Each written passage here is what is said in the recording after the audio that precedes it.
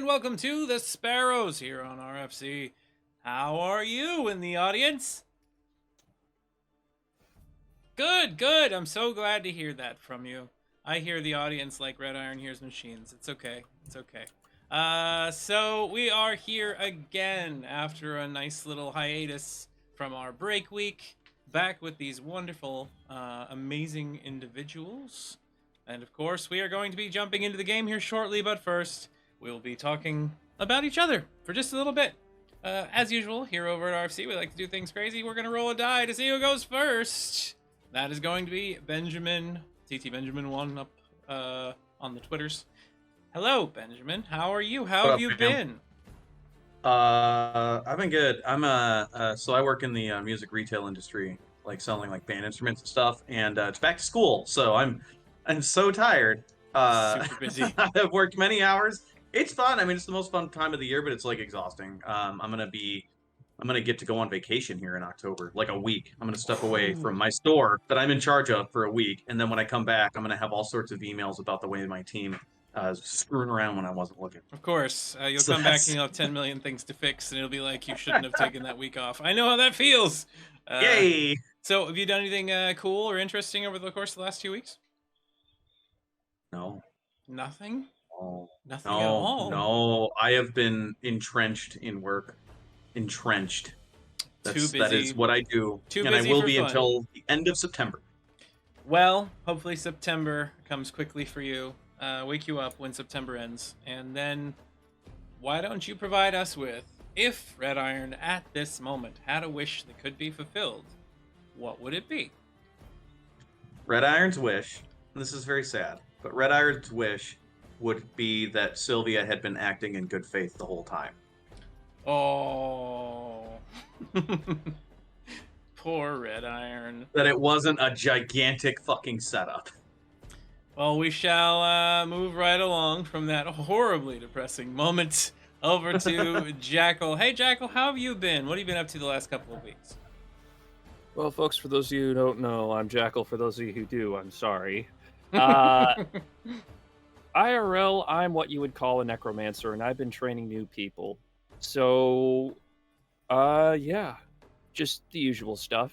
How to revive a body, how to respond to an arcane event, how not to lose both oars in the river crossing Styx, and having to explain to the boss why we got stuck on the river for 3 days. All good things to try to avoid. So yeah, if you fall in, it's over. You just forget everything, and you just end up like the Dreams crew from yesterday. So Amos, what is your wish? If you could have one wish right now, what would it be? I'd like to be on the Myocenes rivers, just gliding under the cool, clear water, scoping out sandbars, and just enjoying the silence. Instead of constantly having to root out insurgency and dissent from the engine room.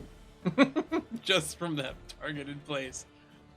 Well, Amos, you'll get your vacation eventually, I'm sure. But in the meantime, you still have to deal with the wacky, zany, wild, and crazy Sparrows that you have come to know and love to hate. We move right along to Nora. What have you been up to the last couple of weeks? How have you been? Well, last week on our off week, I got to play in Sanctum Cosplay's amazing Monster Hearts game, and I am super pumped for my character and everybody else's awesome portrayals of their characters, and I'm already planning out what advancements I'm going to take. I'm looking at my beautiful wig over there mounted on its little headpiece, and I'm like, oh, I can't wait to play Avery again. Other than that, I've been helping babysit for my 7-year-old niece. I've been working.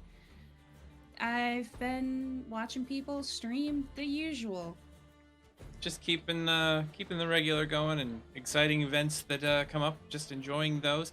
I mean, that Monster Hearts was actually a lot of fun to watch. So I'm glad you guys are all playing that, and I'm looking forward to more episodes of it in the future. If Clarion Bell had a wish, what would it be?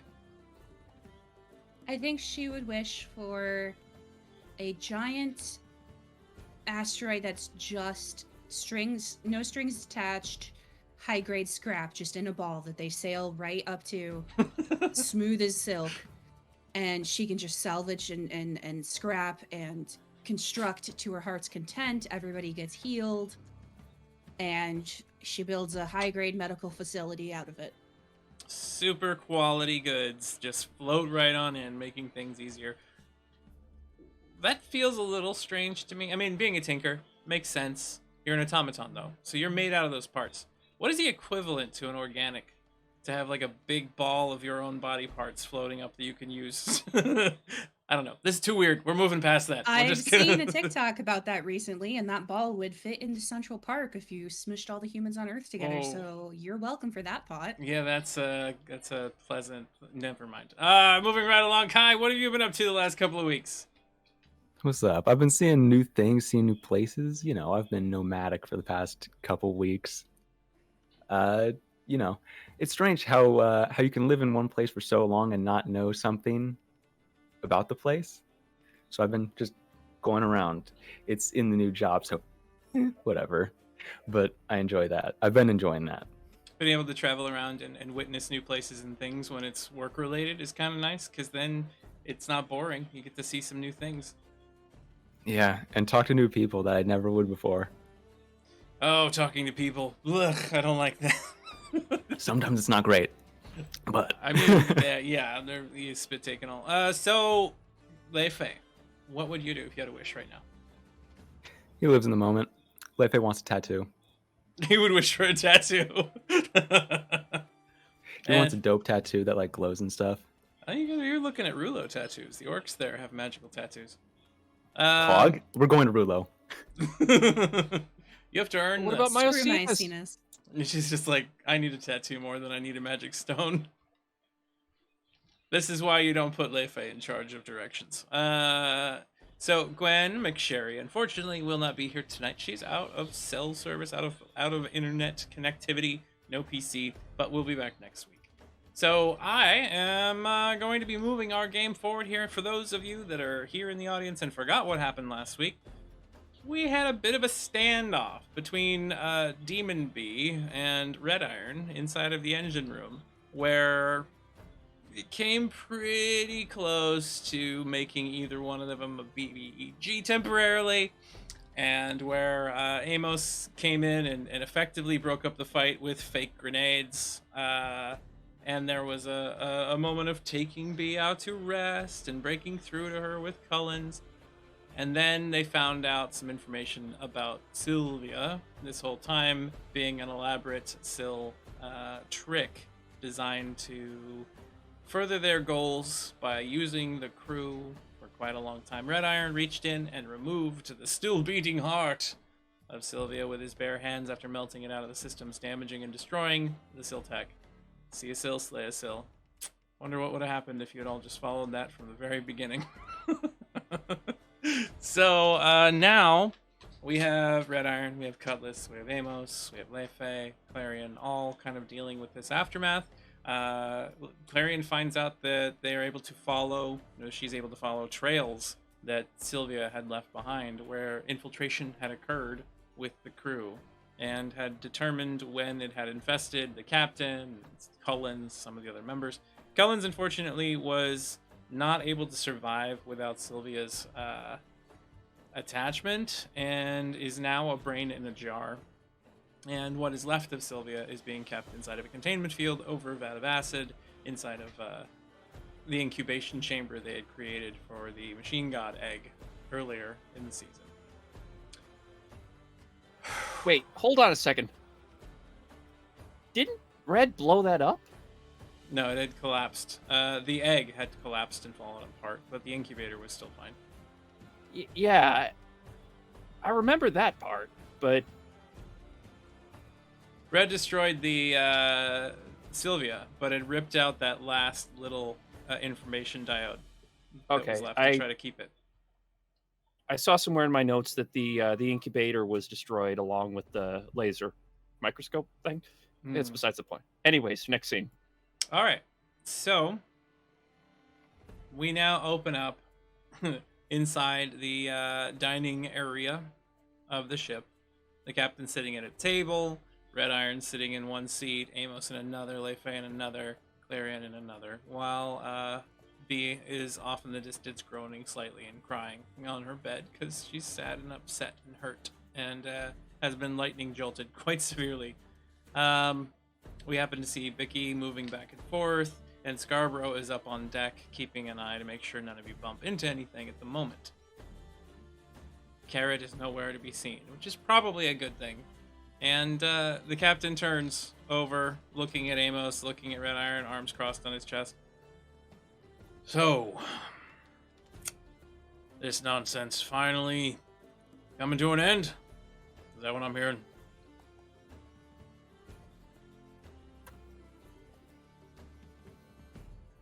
As far as I'm aware, stares at Red Iron with scalding blue daggers for eyes.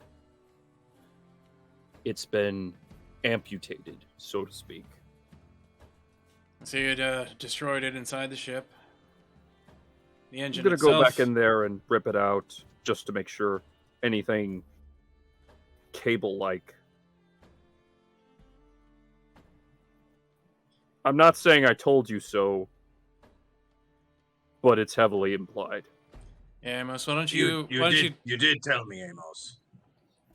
why don't you take a walk back to the engine room, make sure every last bit of Siltech you can find has been stripped out, pulled out, yanked out, tossed, and just throw it into the engine stream off the back of the ship if you would. Like, you need to give that order. Logic core. And Amos walks away. Clarion, are you certain that this thing isn't gonna regrow itself, turn into some other kind of problem? Any of that kind of stuff? No, I am not certain. Maybe it's a good idea if we just destroy that as well. Red Iron, are you still you? Yes. We could harken back to the original mission and sell it. I'm not entirely certain that's wise. Looking at what it did to all of us, in the hands of a capable crew, it might be more of a problem. Captain, what do you mean by that? Oh, it was just... Look, there's been a lot of screwing worries, up mate. happening here recently. That's all I've got to say, all right? Red, give me I think that is a fair assessment. Give me a recount of what has occurred and tell me why we should not escort you off this ship at the first dock we come to. I can't give you a reason why you shouldn't escort me off of the dock. That's up to you. I can tell you that the Siltech intentionally manipulated me and my proclivity towards machines and their voices in a way to get through to me specifically. So, it was using you, like it was doing to all the rest of us. Correct, but I was the epicenter of it. And what assurances do we have? Clarion, have you scanned Red Iron or made sure that he doesn't have any of this technology still inside of him? We don't have to worry about him turning on us or maybe being a manufactured organism. If he were a manufactured organism, he would have collapsed much like Cullen's did. Well, that's helpful. All right. I could perform another scan, Captain, should you think it necessary, but I do not believe that there are any large remnants of Siltech remaining in his body. I would appreciate that. I think that's an important step to take. And Of course. Bringing back I will that- also scan myself. the trust of the crew is important here. We need to make sure that everybody on board is not compromised in any way. So, business at hand, before we continue, and... Physicals for everyone. Huzzah. yeah, I guess we could all use a little turn the head and cough situation. Anyway, when it comes to the situation Oh, with... yes. That is the test for prostate cancer, is it not? I don't know these... I'm not a doctor. No, I will talk to you about your health later, Captain. Thank you. Let's just, doctor-patient confidentiality. We don't need to get into details around the table here right now about my. You are the one who brought it up in public. It was not supposed to be. Clarion, just hold on a sec. All right, the Of Yonless. course. We have the Yonless to deal with.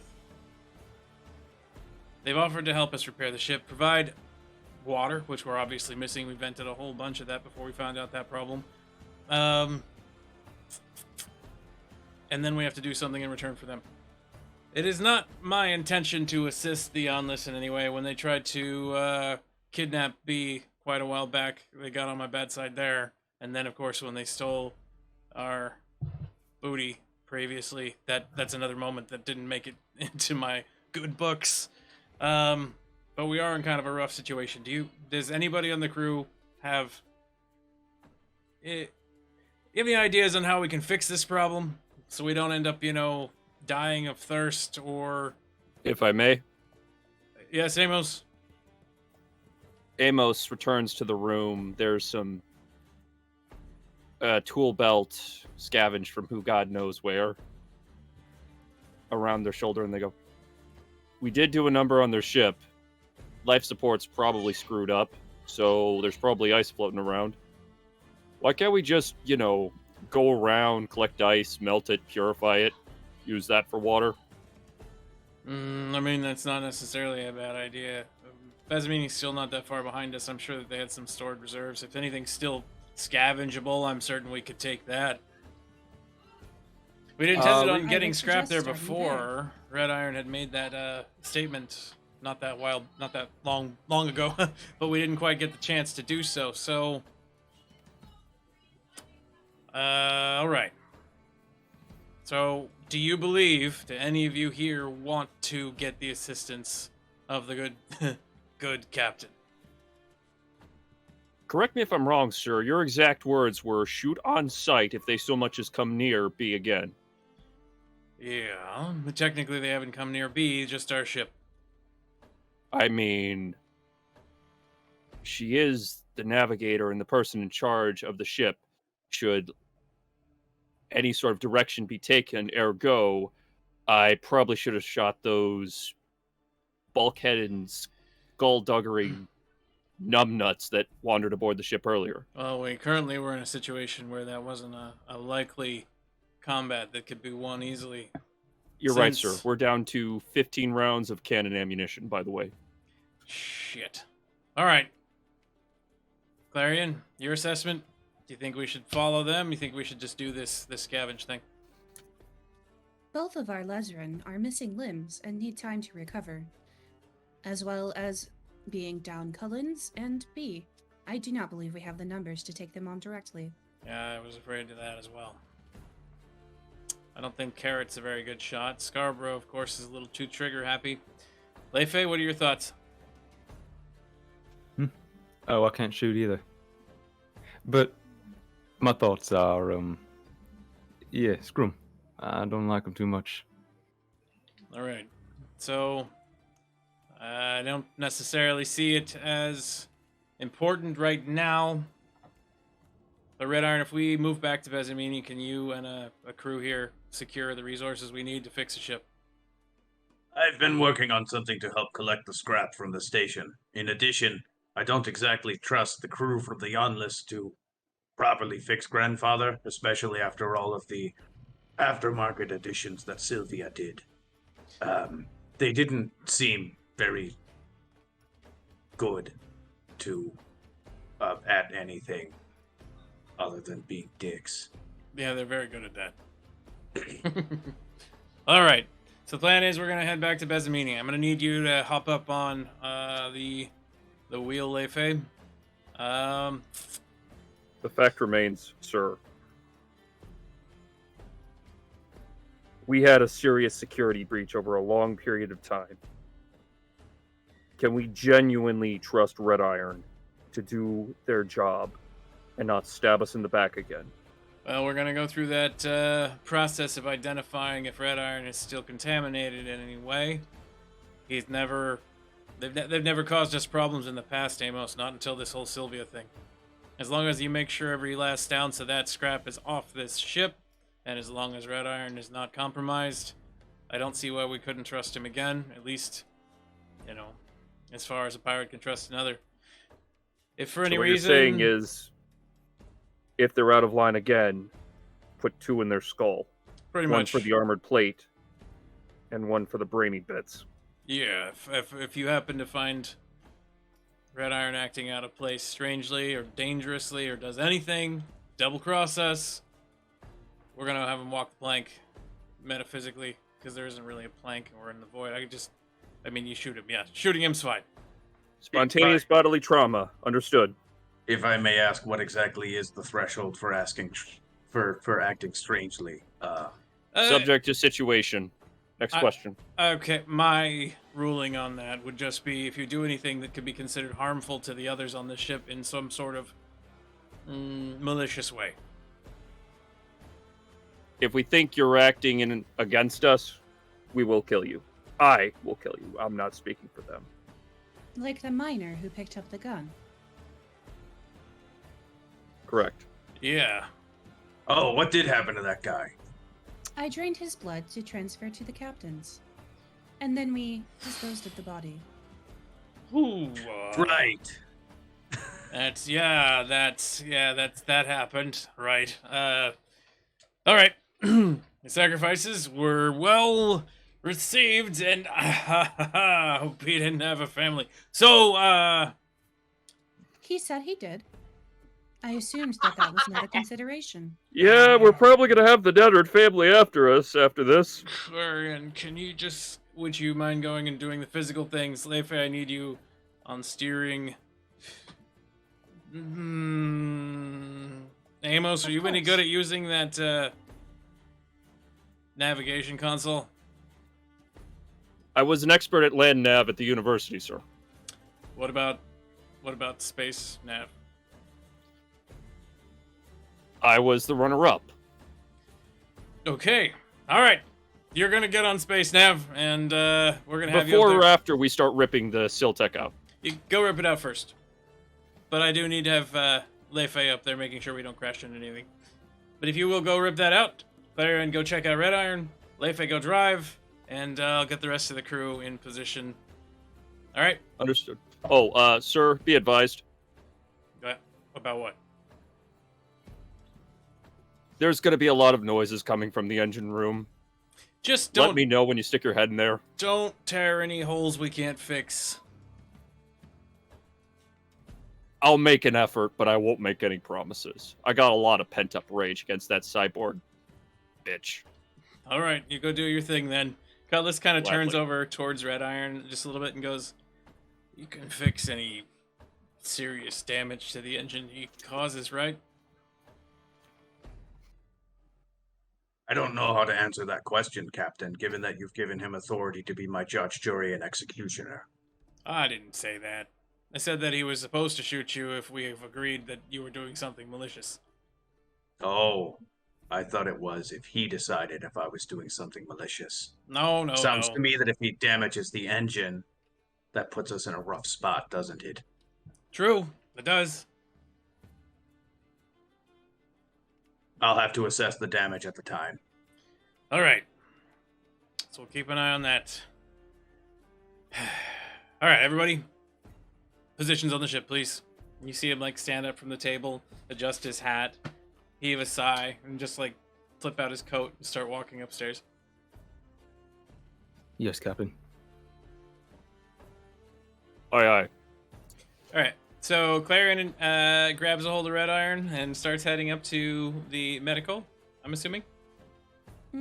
Not grab, just requests. Requests. All right. Right, there he goes. That's where we're going. So as the two of you step inside of Med, you see the jar full of a brain sitting on the counter. You see the floating... He is carefully tucked away in case anything happened. Right, he's not just gonna fall off the edge. He's just You rattling. should put him in like a bungee cord cage, so that when the ship No. rocks around, it just... He's in the cabinet where the incubator used to be when it's not deployed. Ah. So relatively, I'd say safe. It's secured and safe unless something serious happens to the medical office. So As you step inside, Clarion, what do you say to Red, and what do you prepare to do? Red Iron, I had a question for you.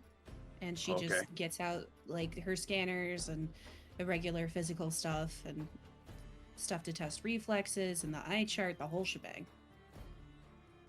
Okay. When I am not speaking to you using my voice, does my body still speak to you like the ship does? No. That is curious. What do you Well- mean? I am a machine, am I not? Kind of. In the way that if one were to take me apart piece by piece and put me together with machine parts, that I would be a machine. Yes. So I am a much more complex machine? Do you think that makes the difference? It is not complexity. It's what the machine parts are built around. Ah, I see. The numinous concept of the soul arises again. Well, The what? oh, if you wish to learn about this, I have a book of philosophy, and she digs into a very, very old and beat up looking bag that she's been storing under her bed and takes out a slim book and hands it to Red Iron, and it's very beat up and well thumbed through. I will find time. This is not an assignment or homework. This is simply if you wish to read. Okay. If you do I not wish to have a read, lot you of can... work to do, though. Of course. But in your mandatory relaxation time. Wait. There's mandatory relaxation time. I believe there should be, for optimal working conditions. However, the captain has not so far taken this into account in his scheduling. I believe there have been extenuating circumstances up until now. I wonder what those could have been. Yes, I wonder. So anyway, is there any of that thing left in me? We are sure to find out. However, my point in asking you whether or not I spoke to you was to say that if I count as machine enough, and if you wished it, I could always call you Red Iron, even if you lost the capability to hear machines again. The notion of losing the capability to hear machines, that was manufactured. It was a ruse. Yes, but you did not always hear machines, correct? Yes. So, it is theoretically possible for you to actually lose this ability again, as discomforting as that would be. I am simply offering a measure of reassurance, or trying to, that even if you lost that capability, there would still be at least one machine that would always call you Red Iron. Red Iron is not my identity. You know. Is it not? No. It was given to me. It is what My I name have was been given called. to me. When I think to myself, I do not think to myself that I am Red Iron. Do you understand? Ah.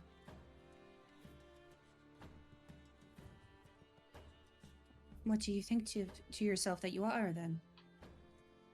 I don't actually know. That is fair. I don't suppose many would have an answer to that question. It's been a long couple of weeks. Yes. Yes, it has. Have you been lied to for a very long period of time by someone you thought that you trusted? Yes. Yeah, that For sucks, the doesn't it? first... I do not know how old I am, Red Iron.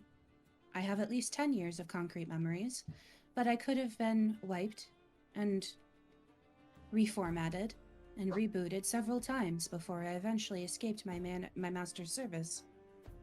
Oh, you've been reformatted? I believe so. I have encountered traces of this in my memory. Yeah, me too. I thought it was a good idea. It wasn't. When did this happen? When I tried to extract Sylvia from the machine god, which was actually Sylvia pretending to be a machine god as part of a multi-layered manipulation. It was complicated.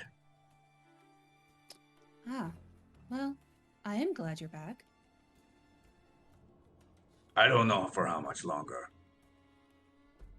Do you feel as though your personality is unstable? No, maybe. Hard to say.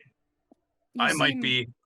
be, and he points over at Cullens. I might be just like that right now, and I wouldn't know it. Just being fed information signals by Sylvia. I could be dead on a slab right now, and this is all a gigantic concoction created by her. I think you and I are more alike than we know, Red Iron. I have had those thoughts as well. Except in relation to my master. Yeah. So, it's really helpful even if you are a manifestation of my imagination, or rather, something that Sylvia has cooked up to keep me docile, for whatever purpose that is, that, you let me know if there's anything still left in there. Of course. The scanner has been ready to go. All right, give me a brains In roll. fact, she probably set it off already. Yes, give me a brains roll so you can determine what you find with the scan. That is an 18. With an 18, you're able to determine that there are inert bits of Syl metal still inside of his leg, in the bone marrow of his right leg, and little tiny fragments of it around his spinal column in various spots. None of them seem to be active. It is dead, but it is there, still lodged inside. I will report this. You think these things can be melted? Yes. I believe so. I would have to analyze the composition. But with a high enough temperature, anything can be melted. Okay, I might have an idea.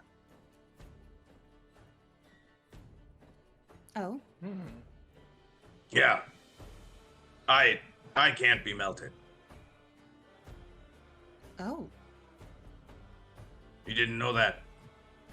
No, I did not. It was not Yeah, in the yeah. record. Pull out the torch, try it out. It's wild.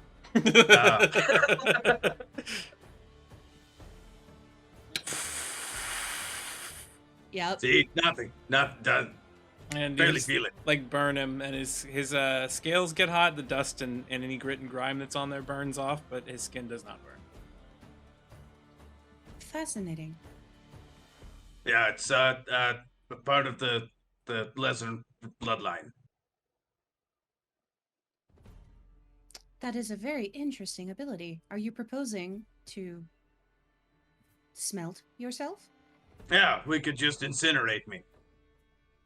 What about all your other metallic components? Well, that would suck. I might lose my grotesque mask. It's your grotesque mask, your right arm, unless you detach it. I mean, we'll just take that crap off, right? Just Let's remove that. There is a like, socket like joint. taking a shower. You just take it all off.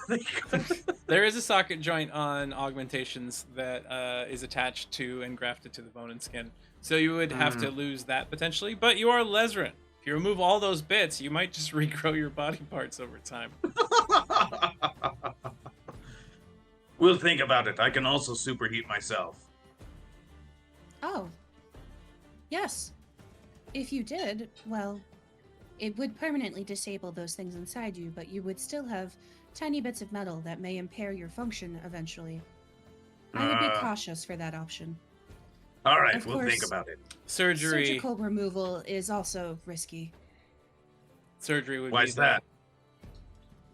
I must interfere with the normal functioning of your tissue, and it could also heal in a way that would eventually malfunction, or immediately for that matter. I've already healed in lots of ways that I would consider malfunctioning. What's one more? While that is an admirable attitude, I do need to consider all the options to keep you in as optimal a shape as I can. Okay. Well, you're the doctor. What do I think would be the least risky? The least risky thing for him to do? Give me a brains roll. See if you can figure out something. I think the most satisfying is that we make a mithril chain, and then we let Amos throw red iron into the engine way and just cook there for a little while. Now, an Aether engine runs off of multiple forms of Aether and not just fire. So, Oh, that sucks. Okay, it's never mind. Don't do that. incredibly chaotic and very, very potentially damaging. I've had one player survive going into an engine before, but it did not turn out the way that anybody wanted. So Poor Lionel. with a 12, you're aware that Robbie Rolick says, Oh, no! as you're sitting there, there's suddenly a clanking noise, and Leifei, as you're on the deck, like steering, a bit of Bezamini flies by, and a metal chain just bounces off the deck, rolling it up against the door, made almost entirely of mithril. That's like $2,000 worth of mithril right there. Oh man, that's sick. Oh, I'm taking that. And he just goes down and grabs a. You, sir, can't touch that. You happen to be an elf, and elves are allergic to dead metals, including mithril. It burns the skin. He walks up to it and touches it, and it burns. He's like, oh. That is much better than I thought, but hey, lads, mates. You're Leifei's What? voice from outside. Amos, you step up. Well, you're actually down in the engine room. You can't quite hear them there. But your captain and Scarborough are nearby. Scarborough looks over. What the hell was that? That's a chain. Oh, of mithril. A mithril chain. Oh my goodness! I can melt that down look into at the cannonballs. burns.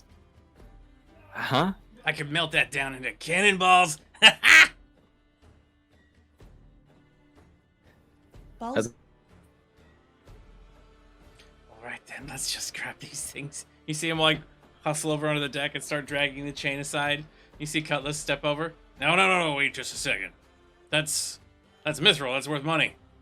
You're not just gonna make it into cannonballs and go blast it. We're not fighting a thallium. We're not fighting some sort of giant eternal beings or magical sorcerer type ships full of all kinds of power. Just Leifei. Never mind, you can't touch that. I Hold know on. that. You see him move down, he grabs hold of the chain. Scarborough looks up. Ah, god damn it. I wanted that. What are you going to take away all my fun for, Captain? What happened to his voice? I just completely lost what his accent was. It's not. Anyway, the captain turns and goes, no, we're going to keep this. We're going to put it down with some of the loot that we have, because we have so much loot. We're the best pirates ever. We're just going to... You see him just start taking it down the stairs. Clank, clank, clank, clank, clank. Ah, there's an ace to red. Don't worry, Scarborough. We'll find a way to make those mithril cannonballs. All right. Scarborough's like, Anyway, you were about to tell me what I think the least risky one was, but we come back. Well, yeah. We come back into the room. And looking at what it is, you think that if you could, if you had better equipment, again, a better facility, surgery would absolutely be the optimal. If that substance was liquid, technically you could make a tiny incision and drain it out, but you'd need to have him hot enough to have the metal be molten, which is likely not a good idea to do on a wooden ship. You think that he's going to be probably over 5,000 or 6,000 degrees Fahrenheit. Which is going to make him completely incinerate anything he's around. So either hanging him out behind the ship on a substance that could withstand said temperatures, like carbon fiber. You could dangle him back there, he gets superheated, and then just basically pokes a hole in the areas that allows that to come out. I had an idea, Red Iron. Explain. Oh, doesn't Sheldon have a laser? Is that what we're Yep, thinking here? Sheldon's got a laser. We're just gonna Swiss cheese me? You're gonna poke a few holes just in case. We gotta make sure we hit the right spot. Strategic cuts. That's- Much like a yeah. normal surgery. Honestly, I haven't. I've had a lot of cuts lately, and none of them have been strategic, so this sounds better than nothing. Well, I will see what we can salvage. All right, so as you plan to dangle Red Iron behind the ship on fire and then poke holes in him with a laser, we move back up to the deck, or we move down to the engine room where we see Amos right now. Amos, you stepped inside. You see that casing, that weird sill technology that used to house what is known as Sylvia. Still fragments of it in bits and pieces stuck onto the boilers and the plates and the engine field, the protective field that surrounds the engine core. All of those things. The pieces and bits of the engines themselves sticking out through the wall, where the massive jets of flame and energy are propulsing you along. So what are you thinking? What are you saying? What are you doing? I feel like cinematically in the background, there's like this death metal guitar intro just slowly building in intensity as Amos takes this all in. They throw the tool belt to the side and they just start tearing and ripping and just bashing at whatever sill looks like sill or nonsense. All right. It's just wires being ripped out of brackets, cables being twisted and tied and warped up like some sort of batshit insane just jungle explorer just culling through the lines and lines of synthetic vines that are just lining the walls and floors. It's sheer Lesrin rage at this point. It's just several weeks cooped up, confined, and then vilified into one just cemented rage. It's not a surgical procedure. It is blunt. It is dull. It is vicious. It is just cables being thrown out. And I fear for whatever taps on the door, just trying to get in and see what's going on. As we have Mega Berserker mode, Amos, inside the engine room, proceed to begin yanking, tearing, and breaking things out. I'm going to have you make a brains roll to make sure that during this frenzy, you don't break something accidentally. Now, you need to get higher than a 16 to have no damage. That is a 14. You are going to cause some impact to your own ship. Do I look like does Amos look like... Actually... Fuck it. Can I roll chaos? What do you wish to do with chaos? I wish to tear out every single remnant of sill going in and out of the engine. So you are looking to manifest chaos to help you pull out every last vestige of Siltech in the engine. Spend one overload for me. Give me a magical roll as you attempt to do this on the backs of the previous one. You do a +2 to your rolls from Annika, by the way, on your next one. All right. This only require one application of chaos to do appropriately, so get higher than a 5 to see if you can make this work. 18! I got an 18! Nice.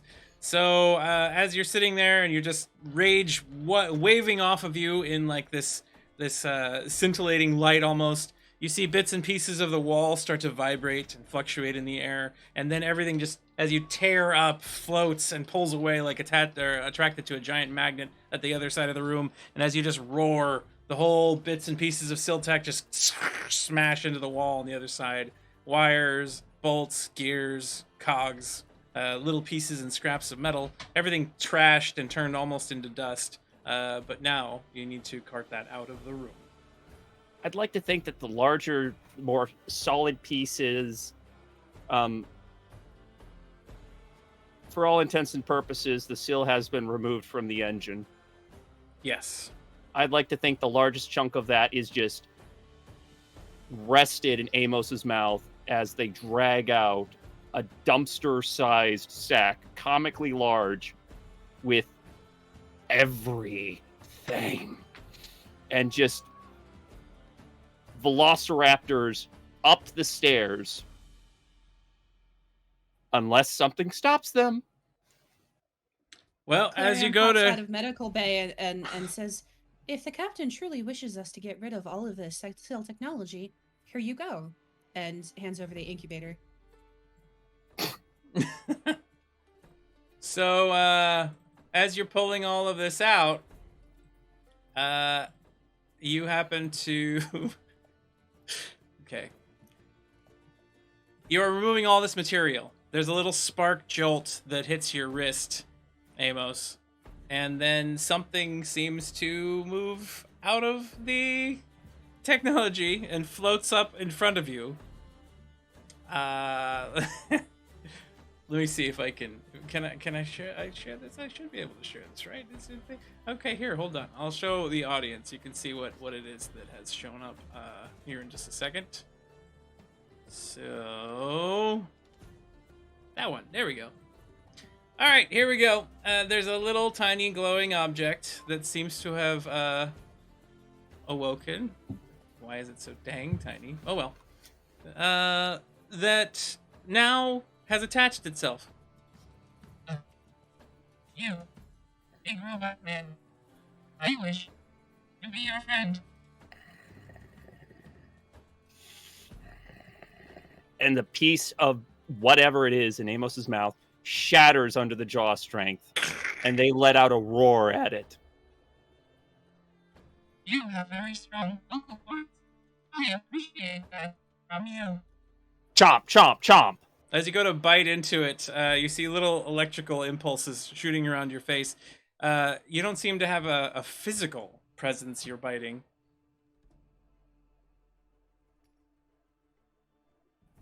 Are you hungry?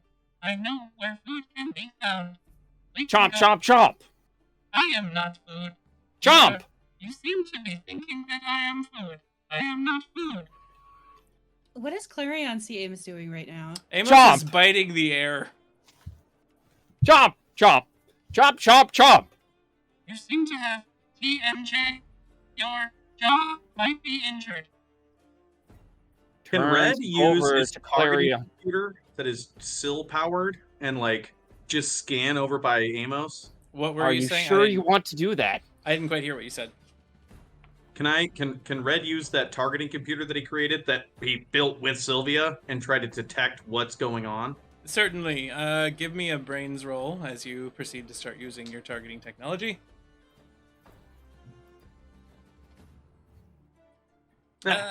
You scan him, and you see electrical impulses appearing across Amos's scales up and down them, but that's it. That's all you get with a 10. Red just sort of looks over at Clarion and like shrugs. Clarion will scan him with her medical scanner. All right. Go ahead and give me a brains roll as well. All right, with a 9, you can just tell that there's some abnormal electrochemical responses going off from Amos's scales and all the way up into the base of his skull. You are a nice Amos. lizard. You and Amos. I go somewhere. Amos. Whatever you are seeing, it is not actually there. Please finish disposing of whatever all of that is and report to medical bay. Slowly turns to Clarion. Nods politely and then proceeds to the rear engine to dispose of this, to make sure this all melts. As Amos grabs a hold of the materials and carts it away to the back of the ship in an effort to dump it into the flame well of the engine behind the ship, that little thing just keeps floating with you and watching. What are you doing? What is it that you are doing? Looks at the Siltech, looks at Mlep, grins. Like full-on psychopath grins. And then proceeds to slowly set each piece by hand, individually, behind the engine for maximum immolation. Sheldon watches the whole thing. Ooh, this is very high temperature, and you appear to be melting things. This looks like fun. Can I join? Chomp! Resume start sprint. chomping at him again. All right, so as Amos proceeds to continue burning that away, we move back to the deck where Leifei is waiting for someone to give you instructions on where to go. Scarborough, standing nearby, looks over at you. Leifei, buddy, how about you and we find ourselves a nice little place to go get some drinks? You know, it's been a while. Oh, that'd be nice, good stop. What? We didn't do that ice, did we? The ice? The thing Amos was talking about? Well, no. I mean, we haven't found anything yet, but, I mean, how hard is it to drive a ship? You know what I mean? Here, I'll take over. I see B do this all the time. If a little girl can do it, I can do it. Sure. Leifei just takes a couple steps back and sits down Scarborough's there like- to watch him. Pats his hands together. All right. Let's go on over to this machine here. Let's take a look at this. It's got more than 3 buttons. I'm out. And he turns and walks away from the station, looking at you and goes, that shit's crazy. I'm sorry. I don't know what I'm looking at. Understandable. Maybe Cullens can do it? What do you think?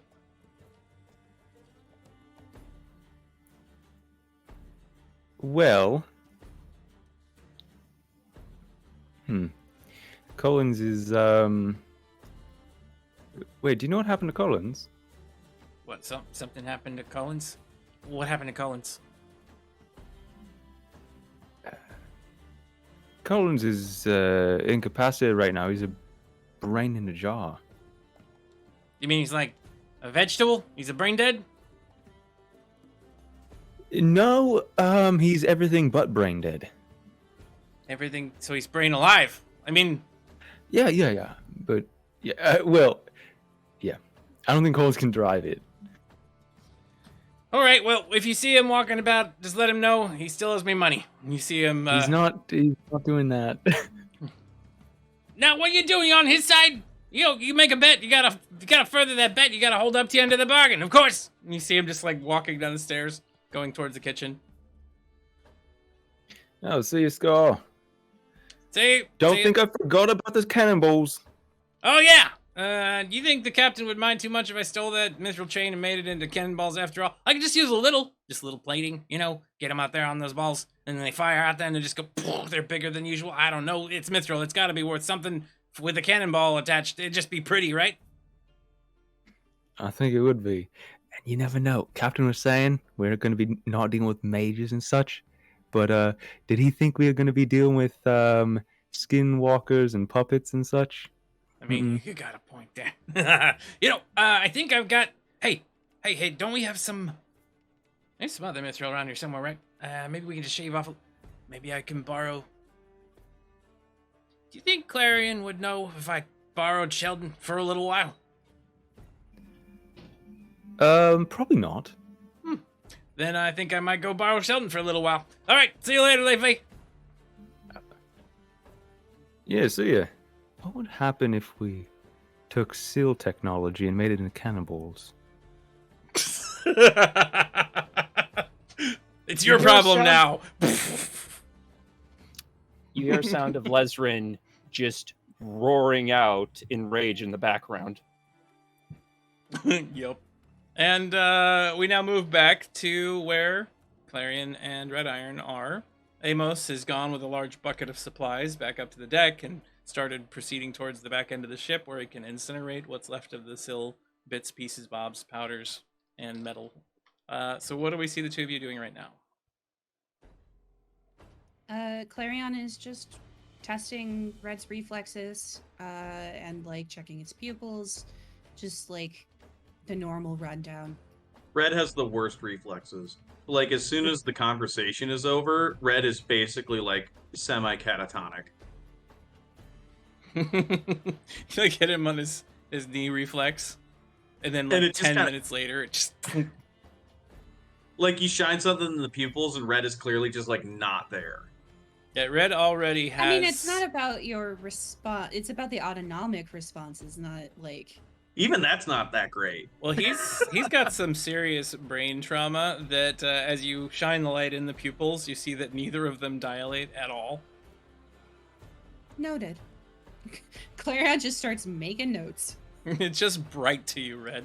That's all it is that she's shining that in. It's just like, I'm like hearing the flashlight, and it's like, "Hey!" exactly as it goes by each eye. As you manifest the idea of eye pain as screaming from the flashlight. What the hell? All right. Very, very weird form of synesthesia. So you check on him a bit, and the captain comes back up to the deck after a little while, looking over to Leifei. All right, Amos done with his job yet? Amos, you have just finished dumping the last remnants of Syl technology that you have been able to scavenge together into the flames on the back end of the ship, and you hear the captain's voice. Is Mlep still there?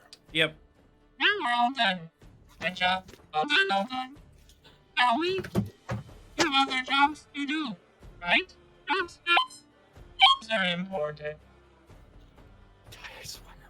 I swear, Ty.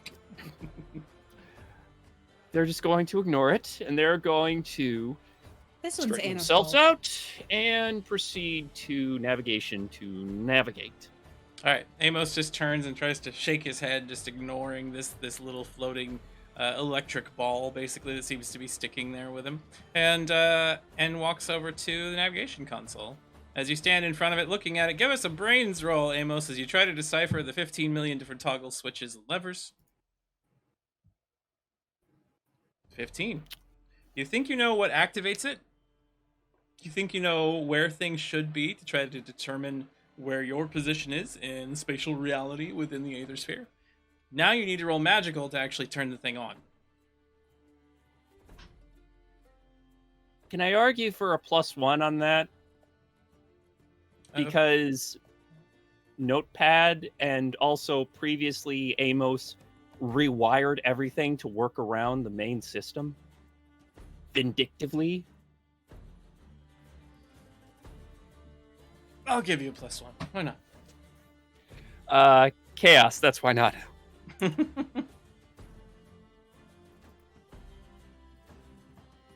That is a 12. All right, with a 12, you can't quite seem to get it to react. It seems like you're having a problem. Is there something I can do to assist? Totally ignoring Mlep. Amos is going to try again. All right, so you kind of have like a little spark come from your hand as you're trying to get this orbs on the console to lift up and to provide you with the navigation information. Give me one more magical roll. This one needs to be higher than a 14. 13, unfortunately. But as you're reaching down there and you're starting to try to force these things up, you see like blood vessels straining in your face temporarily. You hear Mlep go, Oh, I've got that. and there's a little spark from your hand, and then the thing turns on. Medical! Medical! Leifei, you see that Amos has fixed the console, got it to activate, and then starts calling out for medical while looking at his own hand. Good stuff, man. What you doing? When'd you learn how to shoot electricity from your hand? I didn't. Oh, so it's like we should practice with that. See, You're me and talking B about was the doing. sword. What? No, You're talk- well, me and B was doing the sword thing, but now we could like try some Latin stuff, you know?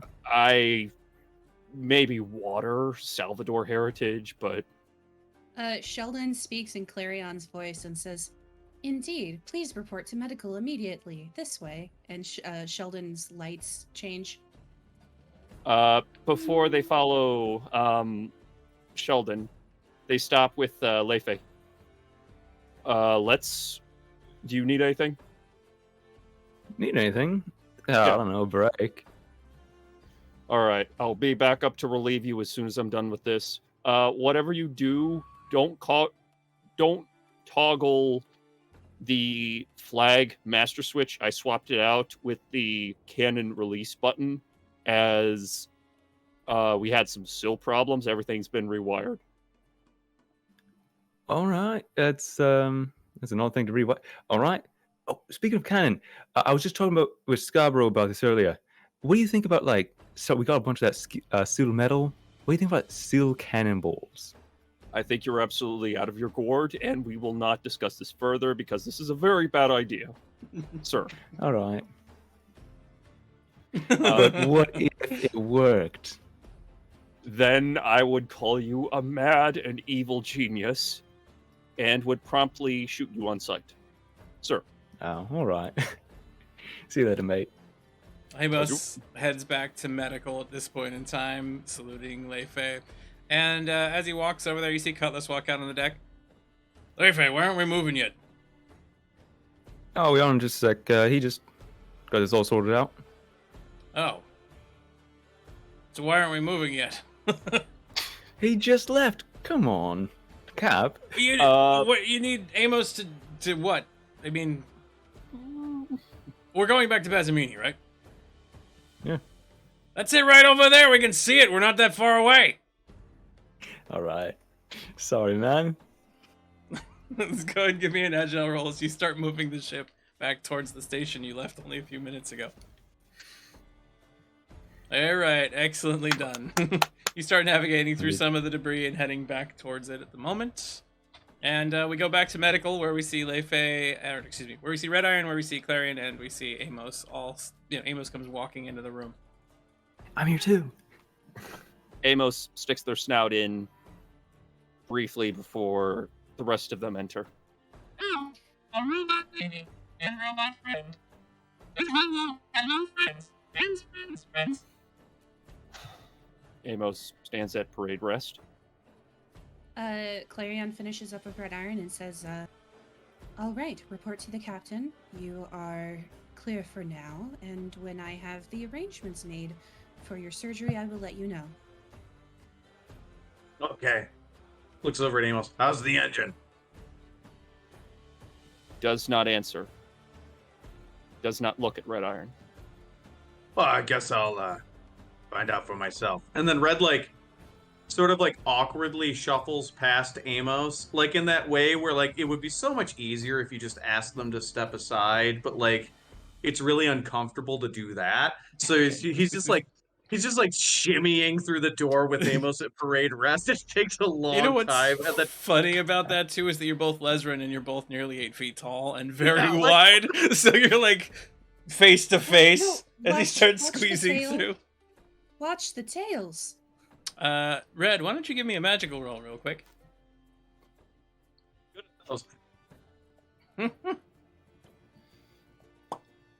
Nice. As you are walking and you are ridiculously close to Amos and almost snout to snout, you rub your arms across each other accidentally in the squeeze, and there's a small spark, and then you see a small entity kind of floating between you and Amos. Oh, yeah. Another friend. Do you see that, Amos? That is why I'm here. Looks at it. What are you? I do not know. Lep. That's what I'm calling it. Lep. You're calling him Lep? That's Lep. valid. I'm Lep. So where did you come from? I seem to be some electromagnetic energy disturbance. Non-edible. I have a small amount of memory. What do you remember? I remember hearing loud noises. I remember your face, angry. Snorts. Could you both describe what you are seeing? Notepad in hand. As the two of you are still squeezed into this door frame, awkwardly close. Oh, and also not making any sounds because we're talking. Because you're talking in your minds back and forth. So, not only are the Lesren just staring off at each other, there's sparks between the two of them. It could be a standoff. It could be flirting. No one knows. There's been a lot of Red Iron. There's been a lot of emotional tension for quite a while, and now the two literally have lightning coming off of each other. Do you want to start, or should I start? Or start what? Explaining to Clarion what this manifestation is. Oh, Amos beams a thought of what this is, and any sort of tactical data in a very MS Docs way. Not because it's Clarion, but because it's a report. And this is Amos. And they are so far by the book, they could write a library's worth. Clarion transcribes it as best she can into her notebook. All right, you write down what you understand of the circumstances that something that seems to be able to be seen and heard at the moment by Red Iron and Amos, that seems to believe itself to be some sort of electromagnetic anomaly with a small memory cache. Question, does Barnabas run on battery? Barnabas is, yes, A-stones, little tiny ones. Red Iron, could you retrieve Barnabas for me? Sure. And I'm Red going to try to isolate this phenomenon inside that. Do it finishes fast. like shuffling past Amos. And now Amos is just death glare from the corner of their eye as Amos just scoots past. So as you squeeze by, the lightning stops, and then that little presence seems to disappear from your vision, Red, as you walk away from it.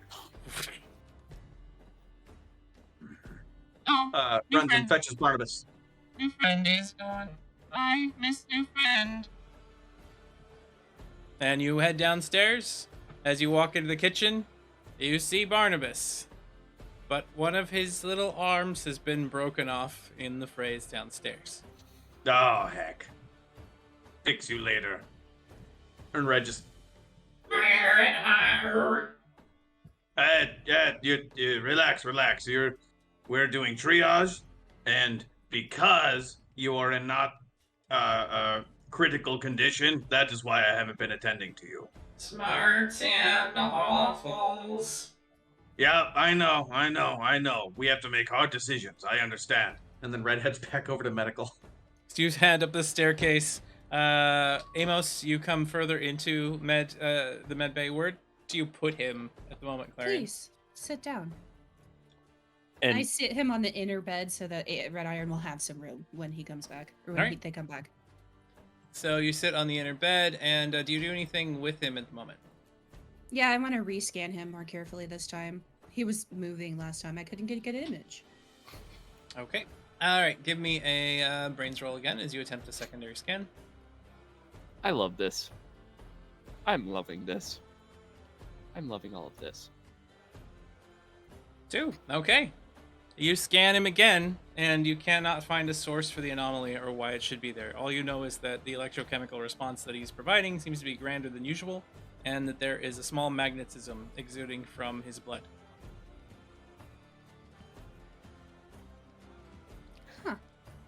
She writes down her observations. All right. Then Red walks back in carrying Barnabas.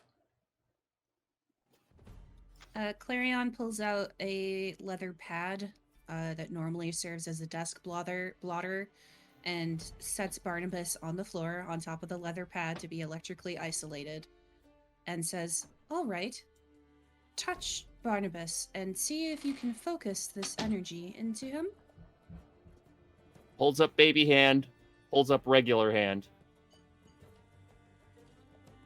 Which one? It does not matter to me. Which one is Mlep closer to? Your left arm. I'm gonna move the right arm. Since this creature is isolating itself to my left arm, I'm going to do the right arm first as a control, and then the left as the response. That seems sensible. Proceed. Sorry. Teeny tiny itty bitty little baby hand reaching out and touching the toaster. As you touch the toaster with your baby hand, there's a little tingling sensation, like the tip of your, like if you ever licked a battery, it's kind of like that on the fingertip. More That's times it. than I care to mention, yes. Just that little buzzing, but nothing else happens. Retracting baby hand. That seems like an interesting thing you're doing. What is it that you're doing? Ignores the Navi. Takes hand. Do I hear Malelp now that we're back? If you're within proximity to Amos, you do. I'm not going to get within proximity to Amos voluntarily just yet. Okay. So this time, no. You recognize that Amos is talking to something that isn't there. Lesrin communicate telepathically. I'd like to think Amos is just replaying for them to hear only, them being Red Iron, the sound of a building on fire and crumbling, sands screaming in death. Just to, emphasize how much they don't want to be around them. Now, that's something I haven't actually brought to the attention of everybody here, but Lesrin can also project images and not just sounds. So you start seeing in your mind's eye, Red Iron, a burning building crumbling to the ground as Amos's emotional response. And they take the massive, malicious meat mallet of a whatever it is and just touch the tiny toaster. Give me a magical roll. Meat mallet. Meat mallet? The meat continues. Ooh, 18. Meat manifests. so close. So your hand comes down and you touch the side of this thing, and a small bolt of lightning seems to jump from your fingertip. Oh, another candidate. And then the creature disappears, and you no longer see it. Another kid. Draws revolver, points it at Barnabas. You see the little toaster Amos? raise its arms up and wave at you. Faraday cage, no! Hello there. Hi. Hello. You see the little light bulbs start Oh. glowing off and on. Amos, are you seeing the phenomenon anymore? Yes, I am. At this point, they've still got one arm, the baby arm trained with the revolver on the toaster, on the leather mat, in the room with the robot and the cyborg, and are now proceeding to grab the ferret. Oh, The Faraday wait. cage is currently full of a Syl heart. Oh, I thought I gave that to him to incinerate. Did you give Yeah. him the whole object? Okay, so that has been incinerated. I missed that somehow. So yes, Faraday cage is there, but Barnabas is too large to fit in it. well, too bad. That surveys the scene and Too is like, bad. "Wait, what happened? What's changed? I don't see what's different about the toaster." Amos, Amos are is you going to touch the hearing toaster again. toaster? You touch the toaster again. It kind of looks up at you. That little arm waves back and forth. Hello, friend. I once more. I now see you in a different form. Clarion, Are we I'm gonna. hearing Yes, Barnabas's- everybody's Cla- able to hear this. Clarion? The Okay. metal of the toaster vibrates in a way that acts like a speaker. Clarion. Well, whatever it is no longer attached to you, Amos. Clarion, in no uncertain terms, are you to touch that toaster at all or let it leave that mat? We have a virus on our hands, and it's not going to fit inside of containment. And blasting it, unfortunately, isn't going to be an issue. Unless pulls out the mithril letter opener. Please, what is the nature of this virus? So, it started appearing when I started hauling Siltech up the stairs and slowly incinerating it. Didn't seem to have any. It didn't have a response, did it, Ty? No. Do I think it is at all possible that Syl could just manifest in electromagnetic radiation and not with some kind of physical substrate? Give us a brains roll and see if you can determine that as Clarion. Ooh, 12. That was so close to 17. With the 12, you'll have some information, but not much. Are you So- okay with that? Or do you want to ace that roll? Yeah, let's ace it. All right. Here comes an ace. Rolling again. Much better with a 21. Here we go. You believe that Syl are non-magical. Whatever this thing is, it may be a newly birthed eternal. Amos, Yeah. it may be coincidental that you started seeing this when you were disposing of the Syl technology.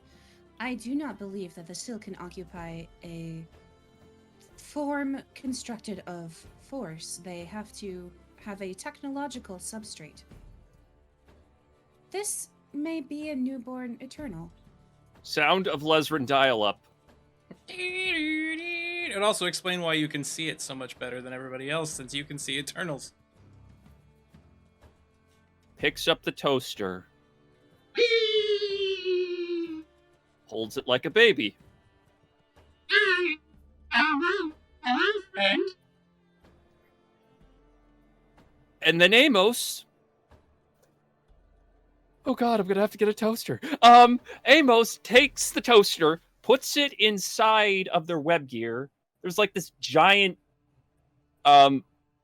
utility pouch on the side that originally they used to house the egg, but still, that's besides the point. Ty, stop looking at me like that! He just wants to be Space Dad. Of course, he's totally. I am Dad. Space Dad, but the toaster is going to stay next to Dad and away from the yeah. Okay, I accidentally gave birth to an Eternal, is what you're saying. It's, or, Well- or one was attracted with the energies of the engine room and your considerable emotional disturbance. We gotta give you a better name at some other point. Also, you're child number 33. So, Oh, my 33? Is my name 33? no, let's, how about... Rupert. I was gonna go with Moody, but okay. Moody is also a good name. Ready? Oh. Okay. I Little don't know bitty, little bitty, where everybody little bitty bitty goes. Moody. So the thing just keeps like chiming in. So we're gonna move from that scene back to the deck. Leifei, you have piloted the ship expertly into the wreckage of Bezamini, finding yourself located in a position where there's a series of floating islands, basically all around, and you find some that you think are probably the most likely candidates for where you could find some supplies, some items, things like that. And I will share with you a map. So your ship is down this direction where the arrow is, if you're able to see that. Currently, can you see Not yet. what's on it? All right. When it arrives, there are 12 floating little bits and pieces of islands here that you will need to traverse away from your ship to go and take a look at, potentially. So before we get to that part, when we return from our break. So thank you very much, everybody, for watching. We're going to be back in about 10 minutes, and we'll see what happens next with this lovely crew and their new baby Eternal. Thanks for watching, all, and we'll see you shortly.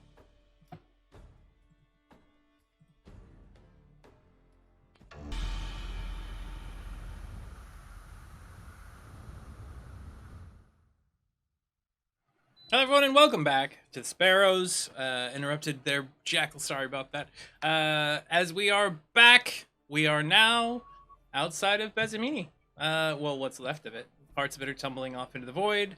Some of it is very nearby the ship. Leifei has parked the vessel in a way that makes it so that everybody can get to where they need to get, but we'll get to that in a second.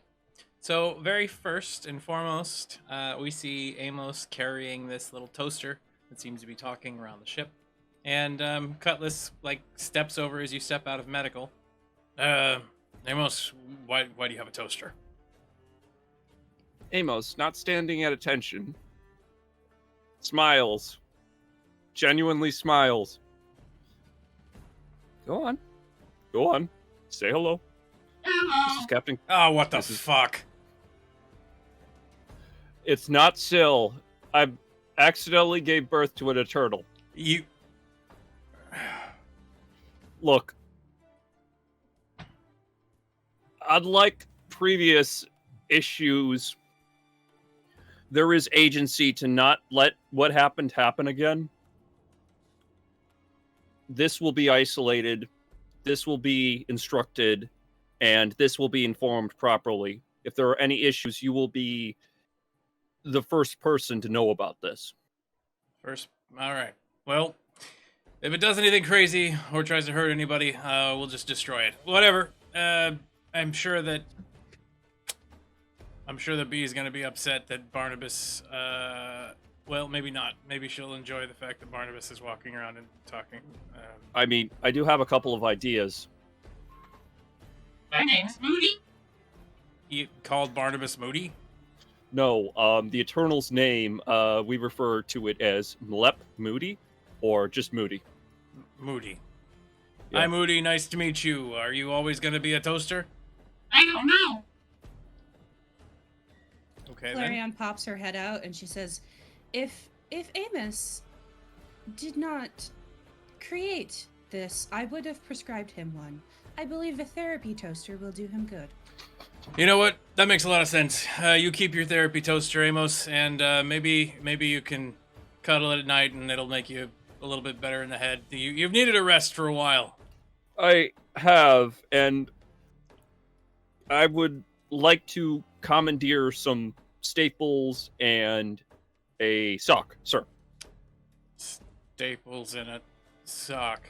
This is a lightning elemental, correct? A lightning eternal, correct? I believe so. I Well- like electricity.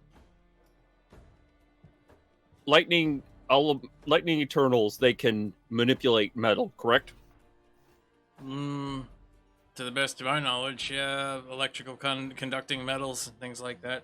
They don't tend to stay in one place very long, though. Are you sure that thing's gonna stick still? Plus, an ace to Clarion. Thank you. The idea is give it something to bounce around to, something to play with, all the while giving it a quote-unquote body, sir. And Amos returns to Amos mode. All right, well, you do you then. We're here at the station. I need to get everybody on deck so that we can figure out how we're gonna handle this. Here, you see him like hand out safe tech to Amos, and then says, "Give this to Red Iron." Leifei's got his. I'm gonna get Scarborough on that. Vicky's preparing what she can of the food down below, and Carrot is on cleaning duty. Been doing a very good job of getting rid of all the bugs. Oh, right. I need to introduce Moody to Carrot. Amos grins with the toaster at their chest and races off after the other Lesrin. You go rushing down the stairs, heading away from there. So the captain turns to Clarion. Will you get Clarion or get Red Iron and Scarborough for us real quick? Yes, Captain. She Thank you. wants to go. Thank you. All right. Dusts his hands off. All right, Leifei, you're going to lead the away team. I will pilot in your 2 and pick you all up when you signal. Red Iron and the rest can provide the satchels. We've got a couple of bits of rigging and netting set up here. Grab whatever you can, bring it back to the ship. I mean, we've done this before, but it's been a while. If you find any water, that's paramount. That's the most important bit. Booty comes second, followed by anything else you find out there in the ruins that is useful. Don't bring back any other weird alien technology, all right? All right. All right. Just with a damper in his spirits. And But he what if pro- it looks like it's expensive? I mean, if it's worth money, it's booty. It's not technology. Fantastic. I'll do it. Oh, by the way, Cap. Yeah. Before everybody gets up here, have you found any buyers for this? And he raises up the hewn stone. Not yet. I did send out some webs with Kylitos previously, so I can see if I can hear more about the stone in general, what its market value might be, who we might be able to sell it to, that kind of thing. Certainly, because I'd mentioned before the second one. If we're going to collect all of them, I'd probably like some buyers beforehand. We could raise it like I don't know, like get an auction going. I don't know. It's Yeah. not my part. Artifacts auction sounds good to me. Might be able to hold that on Saberhold. Nice neutral territory. Maybe. Never mind. You know what I think about Saberhold. I know. But, there aren't a whole lot of pirate bastions out here that work well. We could travel back to Eris again. But last time we were there, people got kidnapped. Yeah, I'm sorry about that. It's all right. All right, so we'll figure that out then. We see the scene shift as Clarion walks in to see Red Iron.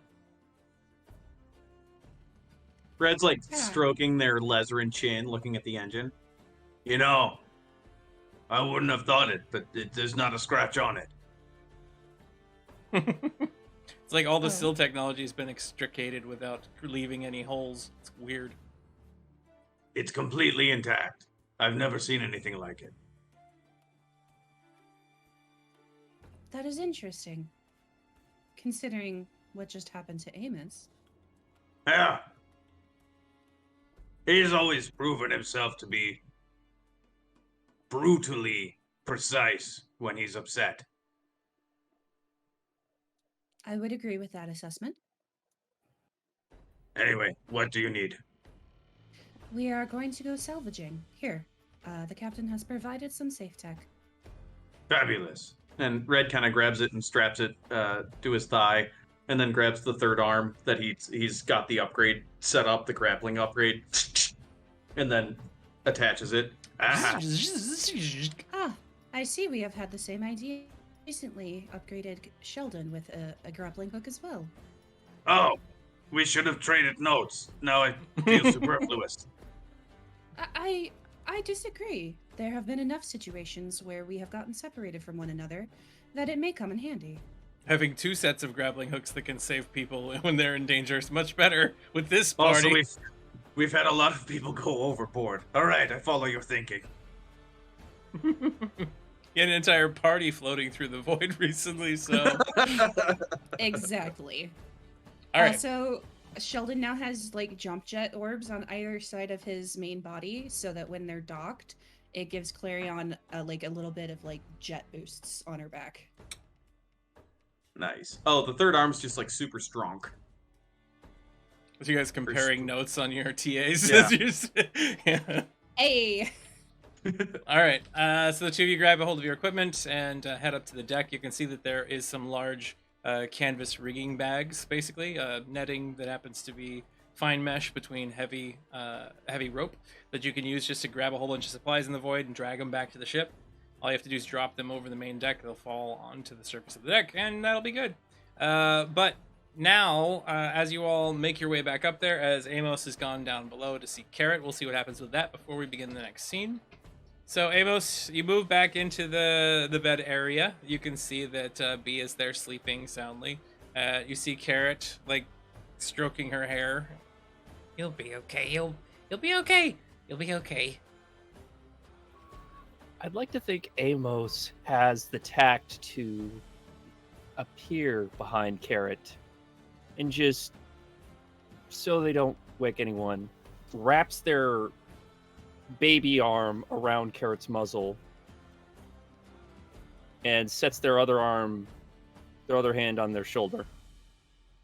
All right, as you put your hand there, Carrot goes, It's not the demon again, is it? Oh, yes, it's the demon, but this time I'm on good terms. Oh, not you. You're not a demon. You're just Amos. Yes, I am. Another dragon. Yes, friend. Amos, Weird friend, but friend. Carrot goes, Oh, hi, Barnabas. How are you? I haven't seen you in some time. By the way, you burned my toast the other day, and that did not make me happy. Shh. Shh. She is sleeping. Please. Also, this isn't Barnabas. I had another I'm child. Moody. Oh, I get moody sometimes, too. Usually this- it's after I haven't had a bowel movement in days. Volume. Oh, right. She's sleeping. Yeah. How is she? Upset, but fine, it seems. She got a lot of electrical burns. I've gone through that before. It's not fun. Volume. Also, that's kind of my fault. I ordered her to march up to medical on a broken leg. Side effect of being, well, me. You, Sorry. Amos. You're mean sometimes. Yeah, well, they had a gun to each other's head. She had a gun to not Amos, Red Iron. Excuse me, I'm getting my Lezerin mixed up. They had... Look, I've been disassociating very heavily with myself lately, especially given the days that have been passing. Red Iron. She had a gun to Red Iron. Red Iron had a gun to her. And the situation was spiraling out of control, so I had to put my Looks at feet, foot down. That's no excuse. Amos, I know you're a big, strong individual, and you can do things violently in a very pleasant manner, young man. Young man, I am old enough to be your father. You don't know that! I don't know that either! Volume. Sorry. You want to go scavenge for stuff? Sure. All right, Moody, this is Carrot. Carrot, this is Moody. Moody is an electrical spirit, a electrical eternal. I have an eternal child. Carrot. I like the boy's name. Sounds like a thing. What is a carrot? You are a carrot. A carrot is a pretty thing. Thank you for calling me pretty, I guess. Okay. I'm Oh, gonna have to get used to this thing being called Moody and not Barnabas. What happened to Barnabas? What have you done to Barnabas? volume. Barnabas is okay. We're gonna try and find Moody something a bit more permanent. Would you like to come with us? We're going scavenging. Let's go then. Let's scavenge. All Yeah, right. that sounds good. All right, let's go. Carrot like just bolts from the room. You see B Wait, just kind of all right. roll over and look at you and just like grab your arm in slumber and just hug it. The baby arm or the full size? The full The size. full-sized arm, yeah. And oh god, I want to amputate that arm just so that she has something to cuddle. But that would be an amputated arm. She wakes up just holding Amos's arm. Can I argue that Amos has a gauntlet somewhere on them? Probably, yeah. I mean, you have armor. Yeah, Amos is gonna just sort of just finagle their arm out of the gauntlet that they're wearing and give B something to cuddle that smells like Amos, that's actually Amos, and actually some form of protection, and Alright. they're gonna collect Carrot and they're gonna stuff him in a pouch because Amos heads up the staircase with Carrot in one armpit while Barnabas / Moody is in the other one, and B like rolls over holding Amos's gauntlet and just squeezing into it. Coming back up on the deck, you see the captain there. Amos, good. Here, hands you safe tech. sets their safe tech on, sets Carrot's safe tech on. Can I argue that Carrot can fit into one of Amos's large gear pouches? Carrot could fit in there if they just curled up. I mean, just kind of like a kangaroo sort of thing. Doesn't have to be there entirely, just All right. enough to where, yeah. Okay. So you've got Carrot, you've got Moody in bag, and we've got everybody else out here on the board. If you all can roll initiative for me now, as you were on board the vessel, you will start going out and doing some scavenging. That is a 12 with Amos. That is a 12 with Red Iron. Man, you have really bad. I rolled below Like, I 15. see- What's going on here? Oh no, Leifel's got a 10. I And- missed something. What are we rolling? Initiative. Oh, In it, roll please. And Clarion Bell gets a critical failure. Clarion, you have a choice. That either something is going to go wrong at random on this excursion, or you are going to drop down two of your other allies to be one on the initiative roster as well.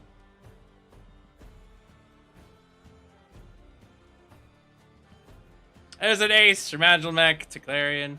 So I guess know who is nice after all sometimes. Don't use it. I mean, I was gonna say that we can drop two others down on the initiative because we really need nothing to go wrong. Okay, so What silly shenanigans? you're gonna save the ace. I'm hearing here. Yeah. Okay. So we'll be rolling at random to see who those are. I need to add to. Look, a crazy conspiracy theorist was running this place. We don't know what kind of booby traps he left behind. We don't need anything else to go wrong.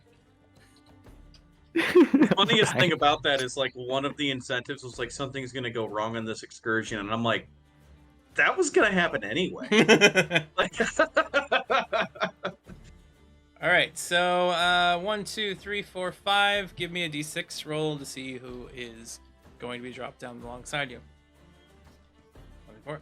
Carrot is going down to 1. Give me one more roll. Give me a d4 roll this time. And Scarborough. So Carrot's Sorry, inside the guys. bag with Amos. As Clarion steps off the ship and proceeds to start doing this void walk, Clarion, you twist sideways and the bag underneath Amos's shoulder rips off, and you see like Carrot spinning backwards through there. You have to grab a hold of him, pull him forward a little bit. Scarborough trying to assist. Suddenly, Clarion, Scarborough, and Carrot are all kind of dancing backward towards the ship and bouncing off of it in a distracted spiral. As Amos, you get to go first. So here on the big map, if you have it available with you, making sure everybody's on it. I think we're missing one person on it. Just Leifei. Leifei, why do you not have the map? Did you get What do it? you mean? I got a map. Yeah, I got You it. got it? It's over Alright. there. It's not showing that you actually have it on my list, so that's weird. Ow. Anyway, I backgrounded it. so you have all moved in from the ship, and Amos, you're able to use your regular movement option. With the safe tech you've got on, you've only got a very small amount of maneuverability that you can do in the void, so you only get one movement option per round. Everybody can move 7, and that's what your distance is in the void right now. If you move every single round, you can increase it by +1 per round that you're moving in a direction. So, Amos, where do you head? Each one of these places on the map has a number. I believe that you can see the little islands that are associated with them at the moment. So just start moving in the direction you wish to go search out. All of you can communicate using Lesrin telepathy only when you are within the appropriate range for Amos and Red Iron. Everybody else has the little radio comms inside of your helmets that are shortwave. With the Lesrin being Lesrin, I assume that Clarion would just pass the teeny tiny itty bitty carrot stack back to the big old Lesrin. They had to catch it, and Carrot came out of the bag and is now standing there and starts looking around and starting to head back out as well. They're a bit too far away from you to be just handed off again. You heard it here first, folks. The carrot is out of the bag. Carrot is out of the bag. Amos is going to head towards... Well, knowing Amos, they're probably going to go deep. Let's go with 11. Towards All right. 11. So start moving towards 11. You can move 7 this round. If you keep moving next round, you can move 8 next round, so on and so forth. All right. Are you able to drag yourself over there? Trying to... It doesn't give me movement options. Oh. So you aren't able to like drag it far on there? I can drag it, I just can't track it. That's 14. So 7 would be right there. So you can go ahead and drag over to that position. Send it. And there we are. All right, Amos has moved forward. You start floating towards this debris. As you get closer to 10, give me an aware roll just so you can determine what you can see there as you're going towards 11 ultimately.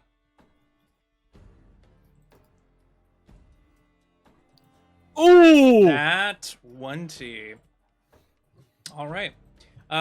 So with that nat 20, I'm going to say whenever you're within like 10 range of one of these, you'll be able to determine roughly what is there. That is one option.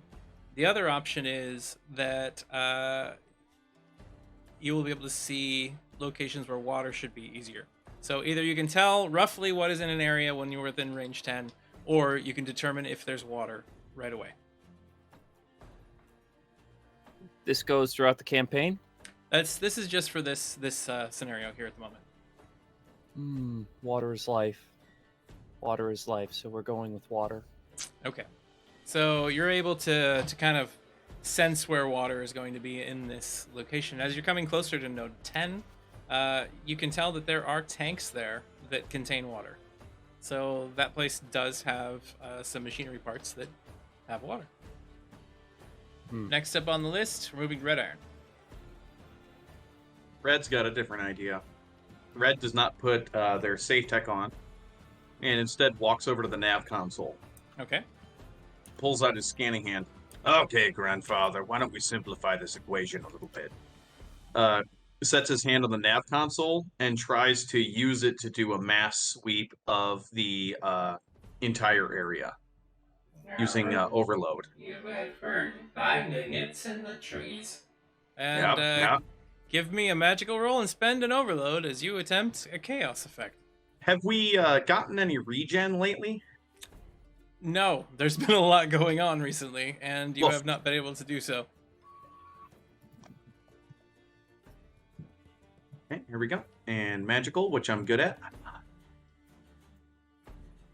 Ooh! Hey! 17. So you reach into the console, you kind of feel the energies involved, and hearkening back to the time that you had before, you begin to see this lattice work of radio frequency signals kind of floating through the air, similar to like when you were connected to Sylvia. Some parts of that seem to have stuck with you after you had some of your mind replaced. And as you look at these, you can see where electrochemical responses are coming from, where electromagnetic interference is being recognized from this panel, and you're able to tell that there is some objects out here. At the moment, you can search for one thing at a time. What is your search keyword here? Did Amos happen to communicate back that he's got a lead on water? Yes, I believe so. Yeah, he had said that water's over in this this floating rock. Threat. So you were searching for anything that could be deemed threats. In various places through here, you're getting electronic impulse signals that indicate that some of the technology is still operational. You believe that right around 5, 6, 12, 8, and 1, there is some sort of electrical threat. There are some parts of the station that are very unstable and could be a threat if handled poorly. Okay. Red will stage act in and relay that information to whomever is closest. Okay. By porting the schematic over to them and then like pinging the spots with the keyword threat. Closest person to you on board the ship right now heading off would be Leifei, who hasn't quite stepped off the edge yet. So Leifei, you get a little schematic map where some dangers are located out here, and I'll give you advanced warning, which might help with some of your rolls when you get to those positions. But it is now Leifei's turn. What coincidence! Should I head in that direction then? Make sure it's not a threat. Let me go straight to the threats you just noticed so I can make sure they're not threats. What do you think? That's up to you, Captain. In this moment, just like, I'm not a captain, but all right. All right. I'll see to it. So which number are you going to head to? He's heading towards the closest threat to the ship. First one would be 5. So, let's see. 7 would put you there. Are you able to drag your token over there? Oh, yes, certainly.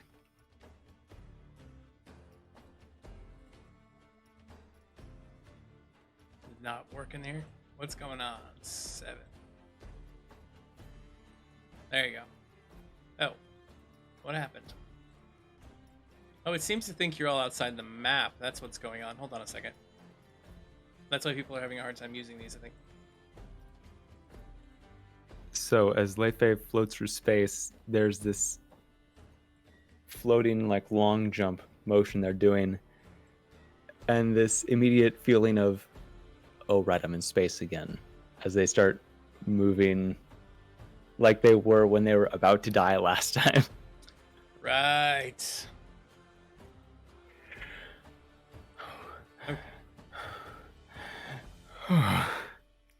And they're gonna enter Firemind state and just close out everything that's going on right now to them. You have that hollow, echoey noise of your helmet around you, a little atmosphere that's there. No other sound beyond that. You know, spacewalk type stuff happening. And we just hear Leifei's pulse increase for a second, start getting a little nervous, and then calms himself down, continues floating in the direction of number 5. And we move over to Carrot. Here we go. All right, there we go. So I haven't done. What button do I press again? Which one is it? Is it this one over here? Is that the right button? No, that's not. I seem to be losing air. Is that a problem?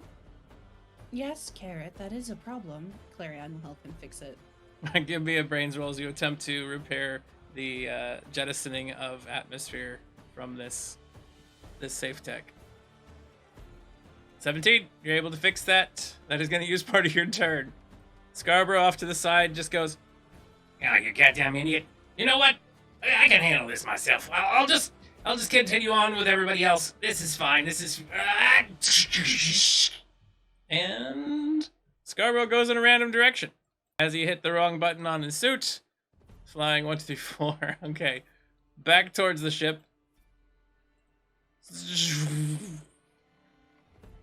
Oh, I gotta get this goddamn thing under control. Oh, you just aim and fire, right? Aim and fire. Okay, how do I turn this around? And that's those two's turn. Clarion, you're up. Half of your actions have been using patching the hole in Carrot's suit. Clarion extends the jets on telescoping strut support so that she can grasp them with her hands and use it like to steer. Okay. Which should give her a little extra movement. It does give Sheldon 4 extra flying movement. I don't know if it would do as much. I'll say half of that for you based on okay. the fact that mass. Yeah, the added mass. So that means you can move 9 if you want to go ahead and just move your character 9 spaces. We'll go from there. But before she takes off, she looks at Carrot and Scarborough and says, "There is a manual in your HUD. You can activate that for help." Manual in my. I mean, that's back on the ship, isn't it? How advanced is the safe tech? Not advanced at all. This is Okay. this is basically just a mask with a small generator device that sits on your back and puts you in a bubble of atmosphere while you have like this helmet on. I have attempted to memorize the manual. I will help you. And instead of going anywhere, Clarion just like talks Scarborough and Carrot through proper operation. Give me a charming as you attempt to tell them how to do this in a way that they can understand. Oh boy, that's gonna go well. Oof. All right. Explain using a rocket to a toddler for me. That's how you're gonna say this. Okay, Carrot. When you press the button, things come out of the back of the rocket, right? And it pushes you the other way. Yes? Yeah, like when it's just bang in one direction and you go the other direction. Yes, that's right, Carrot. So, the button to press to make the rocket push things is this one, and Clarion points it out. Oh, that button! You didn't even see that button. Where's that button? It's right here somewhere. I think I found it. Okay, Carrot. Now, when I say 3, we're going to jump and push the button. You got that? Yeah. 1, 2, 3, right? Or are you just saying 3? Or do we go on 3 or do we go after 3 is over? We go on 3, Carrot. On 3, got it. All right, here we go. And you'll have to 1. wait till your next turn to actually do Okay. that. We come back around to the top. Amos, you are up. You can now travel 8 distance if you'd like to move your character in the direction you want to head.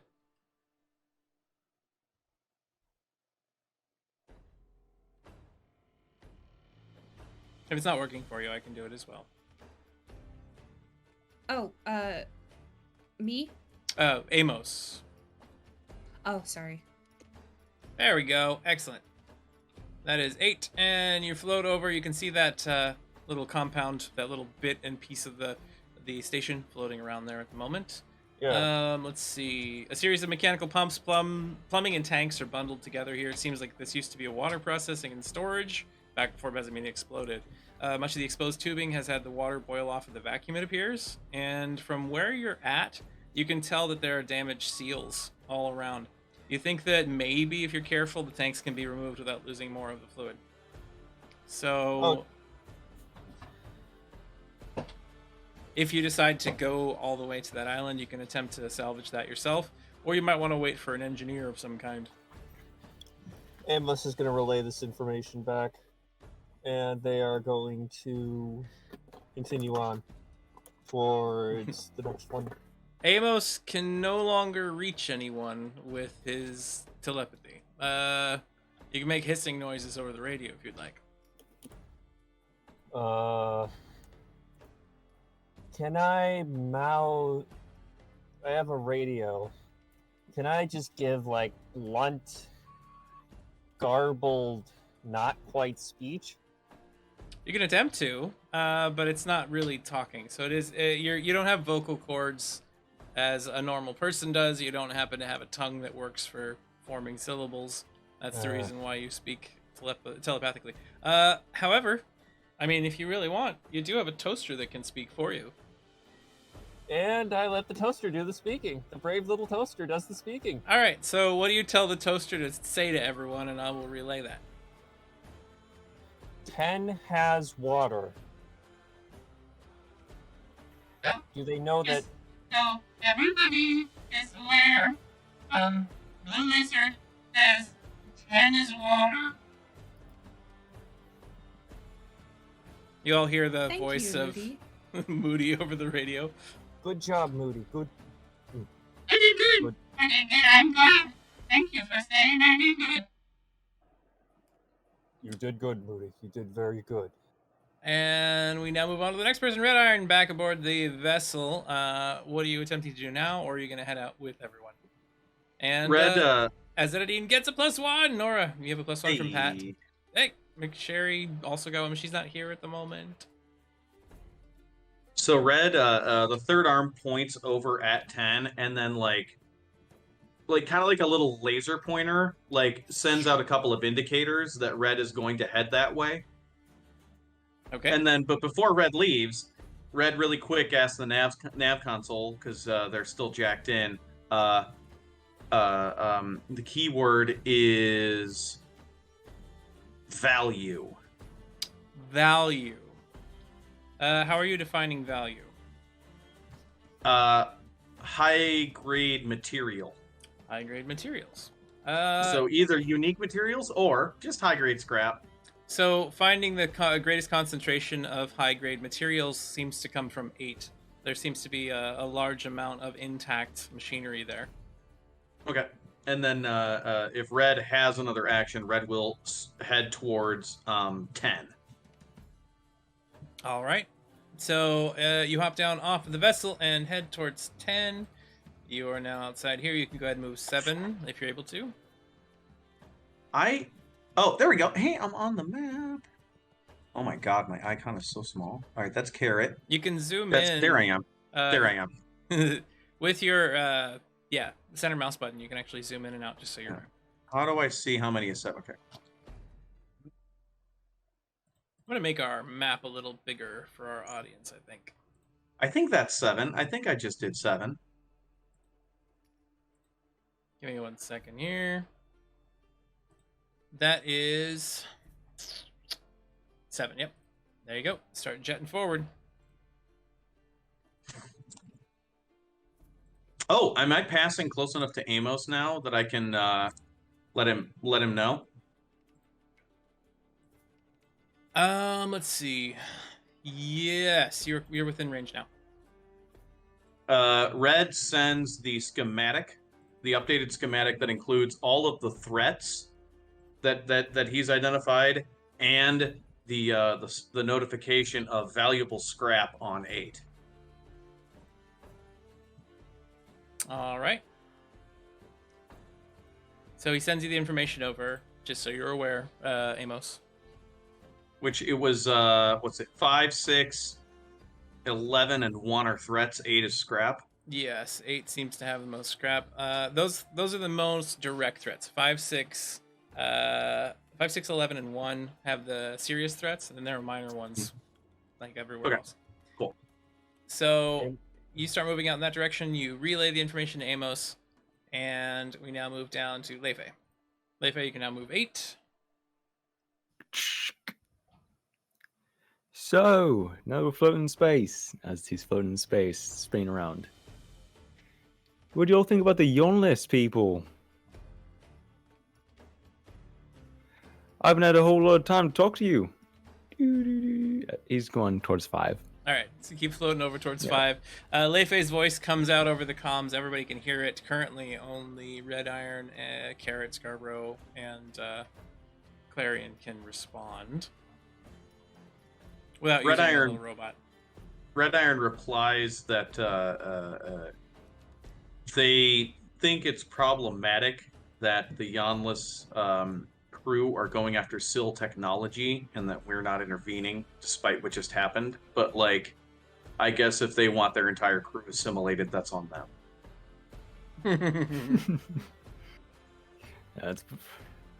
Yeah, we've been through that, and they'll be through it maybe. If they're lucky, they'll see something cool and strange in the world, but they seem like people that wouldn't see cool and strange things. Or they would, and they would simply sell it. Leifei floats over closer to this little island out here. And as you get closer to it, you can tell that there is something a little off. There is shapes kind of drifting and spinning around this little island. The bodies of individuals are drifting in this location, all bearing marks of, looks like damage around them. I'm gonna have to let a cat out just a moment. Be right back! Riff amongst yourselves! Back on the comms. You know, I'd always wanted to ask a couple questions of the people that we've had on our ship before. Radish, the fella that I made drop the gun, Sylvia too. It's strange. We're losing people quicker than we're getting them. I mean, we couldn't describe Sylvia as people, you know. That whole operation was manufactured. It was a very, very complex lie. Well, it was a lie, most of it, yeah. No, like all of it. Like, I don't think there was even a shred of truth other than her desperately trying to survive. Yeah. Big Bees, thank you very much for the raid! That casts a new light on the situation, indeed. No, I never got to talk to them. Other than the times I talked through them to you. Well, I mean, every time that she was interacting with the crew, it was some sort of complicated experiment to probe you for weaknesses. Honestly, I should have seen it coming, but I was blinded by the fact that someone could see that, you know, help me get it. Never mind. Oh, poor Red Eye. It seems a lot more complicated than I thought it was. I People thought they are were a new complicated. crewmate. A part of our crew that was joining.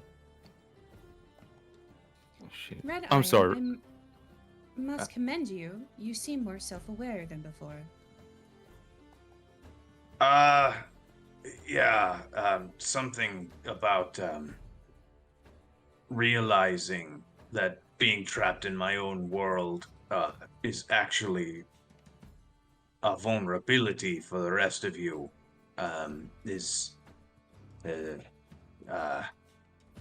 has given me pause. I'm sort of imagining this all like the codec in Metal Gear Solid. Like, this is a codec conversation between scenes. Yep. We should totally get that drawn up. Yeah. That's great. Just and then just both of you talking with little pieces of Even on the battlefield, someone can fall in love. What are you talking about? This is a restricted channel. Get off. Get off this restricted channel.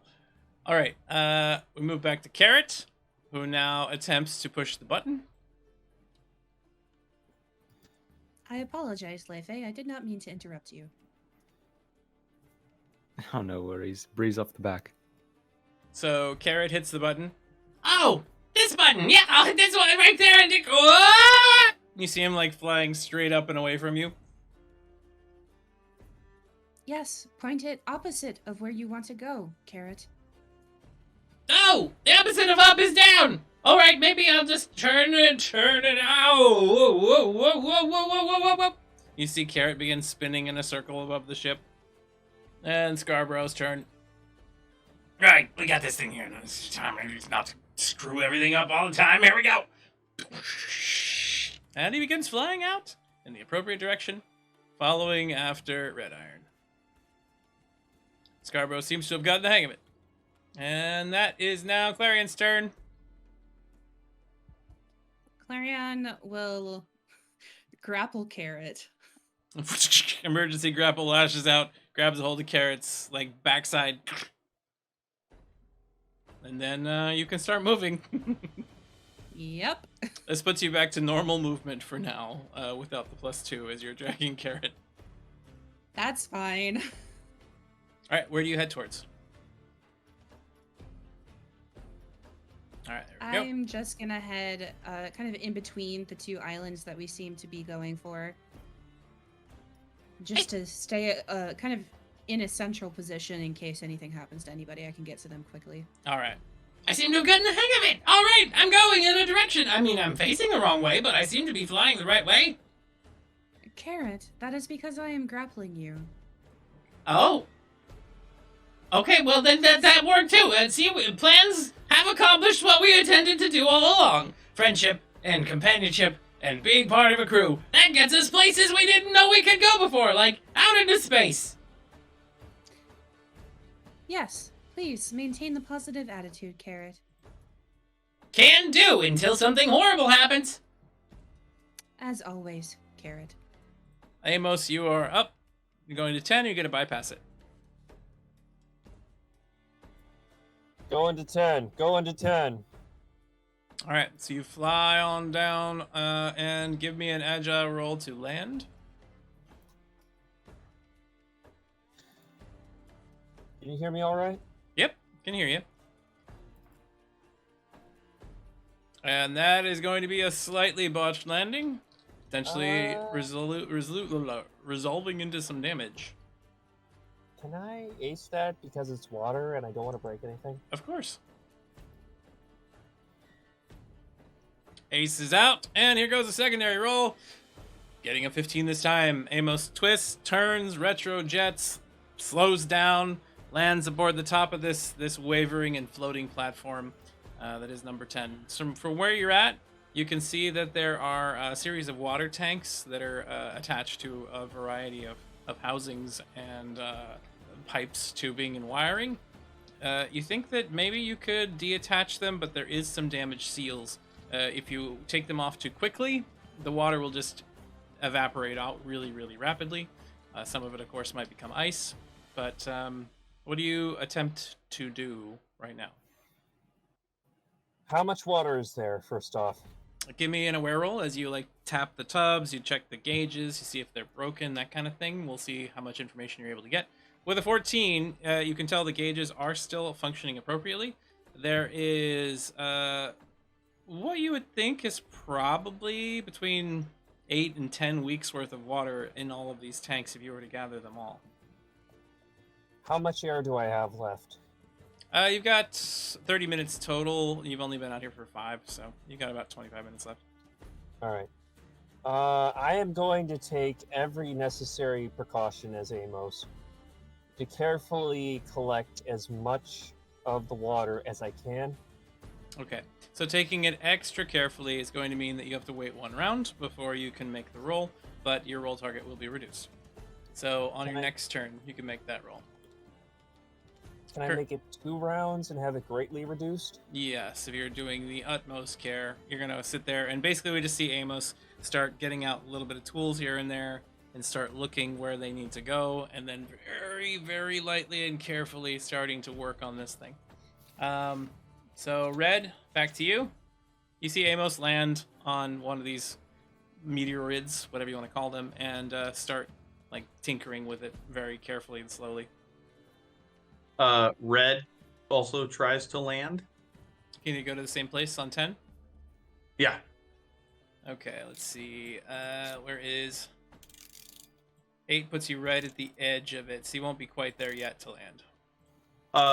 Can I, from this distance, start spot welding some of the damaged seals to assist Amos? You will be blasting them at range. You can attempt to do that, but if you do... Your roll target will be higher to do it successfully, because you're trying to pinpoint target them from far away with your awareness roll.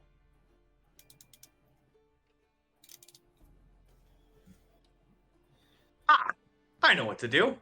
What's that? I will detach the third arm and just like shoot the grapple at the meteor and then have it reel itself into the meteor. You just grab a hold of it, and then just let go, and it just over to the meteor. So that Amos can access the spot welder. Okay. So a tool lands next to you, Amos. It's the arm. Third arm, where are you at here? Wrong one. I'll go ahead and I'll grab the token so we know where it's at. There we go.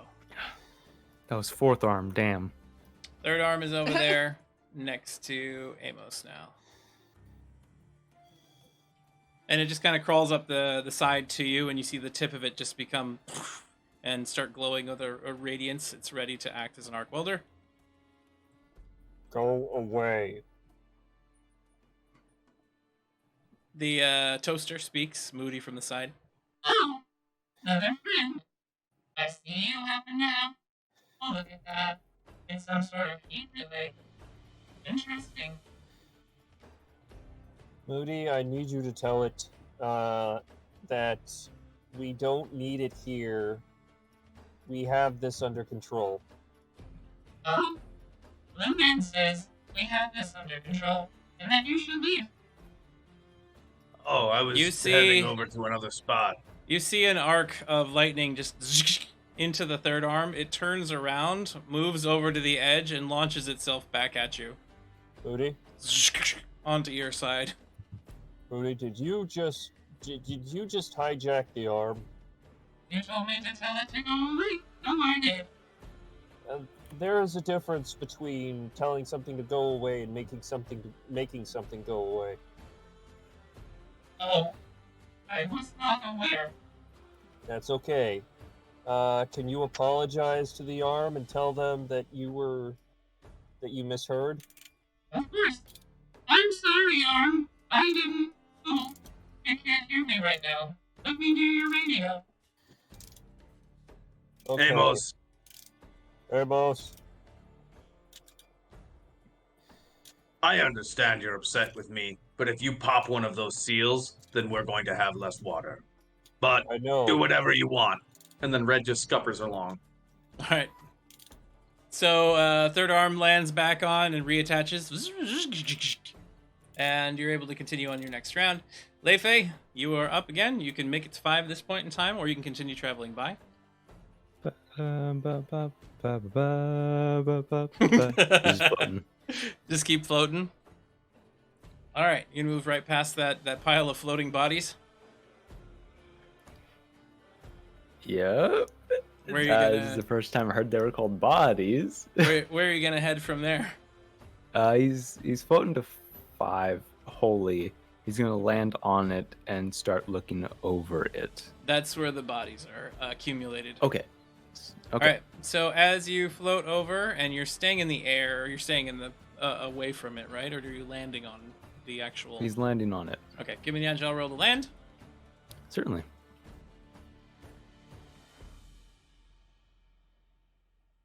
And 15. Yeah, what's Excellent. So you land perfectly fine. You just kind of twist through the air, use your jets to balance yourself out, come down feet first, end up on this rock, and you see all these floating bodies. Give me an aware roll as you determine something about them. Certainly even better. Come on. That's 16. Okay, maybe I'm goaded. As you look at these things, you notice that there are bearings. They're all bearing marks of damage around their face, their head, their neck. You can tell that some of these things have had little holes punctured into them. And as you're looking at one of them, you can tell that the skull is hollow. Something has eaten the brains out of these things through tiny holes. Are these the puppets from before? You do surmise that these were food fodder. These are the absent before they became the masked ones. He's gonna move towards one and his hand glowing with that sort of Mr. Miyagi fire. He's gonna try and sense any life in it. Okay, give me a magical roll. Certainly. I'm great at these. Ooh, Wow, I'm great at 19, these. nice. As you touch it, you can sense there is no life in these bodies directly. Although the sensation of life does exist somewhere nearby, and one of the corpses has something inside of its skull right now that is moving. Found the problem from before. You were talking about Red Iron. There's a bunch of these bodies, they're lifeless, that we're dealing with. Red Iron is out of range. Red Iron can't respond to you. Hello? Clarion Anybody? can, or Carrot, or Scarborough. Oh, I believe Red Iron is out of range, Lefe. Well, what Red Iron was talking about, if you can tell them at some point, the those things we dealt with back in the Enclave, they're here, but they're dead. I'm gonna go check out something over here. I'm sensing life. I believe Red Iron can hear you. He simply cannot respond to you directly. I could relay messages. All right. All right, Can you do that? so you relay the message over to Red Iron? Red Iron responds in TikTok using the arm. I'm heading over to 8. Oh, that is a wonderful idea. So you're able to speak in TikTok through Third Arm, and of course Clarion can understand that. Lefe, you don't speak TikTok, do you? You do not. No. But Clarion is able to receive that message from Red Iron even over long distances. I will relay that. All right. So we move down to Carrot, who is now just being drugged behind you, and just responds, All right, so when we get to this new place, are we gonna find anything interesting? And you know what? I'm kind of hungry. Do you think there's gonna be food? Tell me there's gonna be food. I could use some space food. I haven't had any space food before. Not any that I'm aware of, anyway. If food is space food simply by being in space, then there is lots of food around here. I am sure of it. Oh, I'm really happy about that. Scarborough off to the side just goes, However, Okay. Carrot, I would advise you against lifting your faceplate while you are out here, I can't. because that would waste air. So if I remove my headset, I have to hold my breath. Got it. Carrot, no. Carrot, when you remove your headset, the air inside it leaks out. And you have to refill that from the canister attached to your headset. And then you use more air that way. Oh, so all I have to do is turn off this little knob here. Carrot, no. I do not remove your headset. And then I'll be able to you take can it. grab the food and then bring it back to the ship and eat it. That is I'm what we are hungry here to do. now, though. Why do I have to wait? Carrot, there is this thing called impulse control. I think you should work on it. I was told I had a 10 out of 10 on the impulse control scale. The one that says when you have too much of something? Or I wait, believe maybe it's the whoever other way said around. that may have meant that you had no impulse control. Oh! Well, that would make a lot of sense, because I happen to do a lot of things that I happen to enjoy all the time. And sometimes it gets people in trouble, but you know what? It's fun, so it's worthwhile anyway. I understand, Carrot. However, Void is much more dangerous than on the ship. Please, keep in mind, I am trying to keep you alive. So, Listen. Alive. Oh, well, it's fine. it's not any fun being dead, Carrot. How do you know? Have you ever been dead before? Perhaps. Oh, we gotta talk about that. and Scarborough continues off on the side, floating up in the direction of Amos. Heading forward. Clarion, you are up. You still got Carrot attached to you via the grappling. You do go up by 1 movement this round if you continue. I don't know what to do with him. It was Amos's idea to bring him along, so Then Amos can deal with him. you're just gonna fling Carrot at Amos and just keep going. I mean, no. I will jet over there and deposit Carrot. All right, so you're heading towards 10 now, so you can deposit Carrot. Go ahead and move your character for me. And Carrot will follow right along. Whee! You get close enough, obviously, that you're pretty far from everybody else. Well, no, you're near everybody else. Everybody can now communicate within Amos's range. Amos, you continue working on the station very delicately. I will let you roll twice. Once this time, and you can choose to either keep that for the next round, or once next time that is your final number you're going to be using. So you get 2 rolls, this round and next rounds, to see if you can extricate these barrels without breaking the seals. Give me a brains roll. First roll is a critical Not given that. failure. You do happen to get another roll opportunity next round, though, so you can just bypass this one for now. Unless you want a critical fail and see what happens.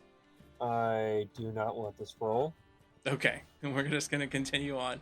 So Amos continues working, bent over the equipment, and doing things on his own. Red Iron, you are up. No, not that pipe. Not that, no. Amos. Red just sort of whispers to themselves. Can Red get a little bit more speed by just turning the third arm behind him and just firing ranged attacks over and over and over again? Yes, you can create a little bit more burn that way. That'll give you an extra 2 move per round that you keep doing. Yep. And starts just like firing and heading towards 8. Okay, go ahead and start moving over towards 8 for me. So that'll give you, you've moved once, twice. This would be 9, 10, 11. So you can move 11 this round. Your velocity, however, is increasing, so slowing down is going to be harder. And Red, you now find yourself between 6 and 9. Give me an aware roll just to see if you can see anything as you travel between them. Great at those. That is a nope, 0. You don't see anything. You're just moving very fast, and for some reason, all the visual input and data you're getting, you're hearing the machinery all around you screaming and yelling. The amount of pain, obviously, that it's in, pretty bad. There's been a serious amount of damage to Bezamini at this point in time, and its voice is shattered amongst 1,000 choruses of agony, unfortunately. So you don't see anything as you travel between these. And we move over to Leifei. Leifei, from where you're at, you see that corpse off to the side begin moving a little bit in the air. And some sort of small tendril comes out of its nose. He's going to approach it, floating through space. I'm not going to do the whole song. You get closer to it, and you see this tendril come out and then lash towards you. Give me a defense roll. Certainly.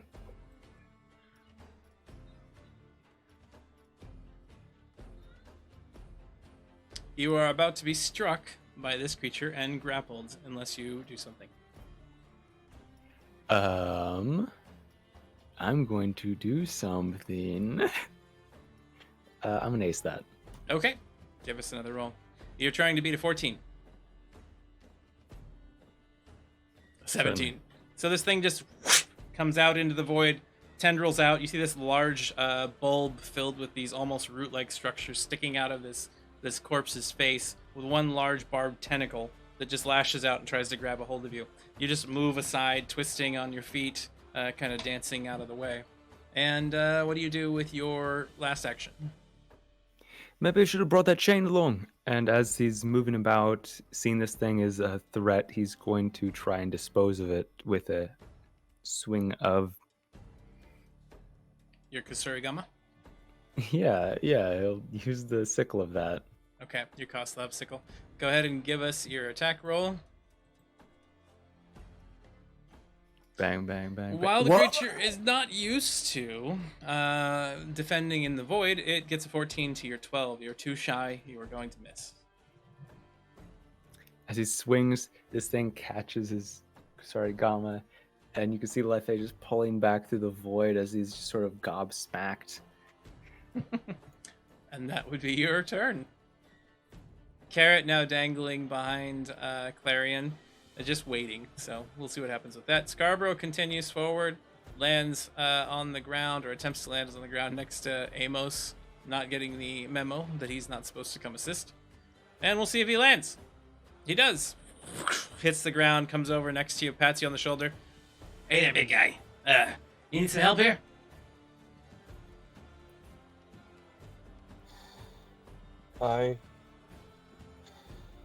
Not right now. I need you to sit on my back and check for problems.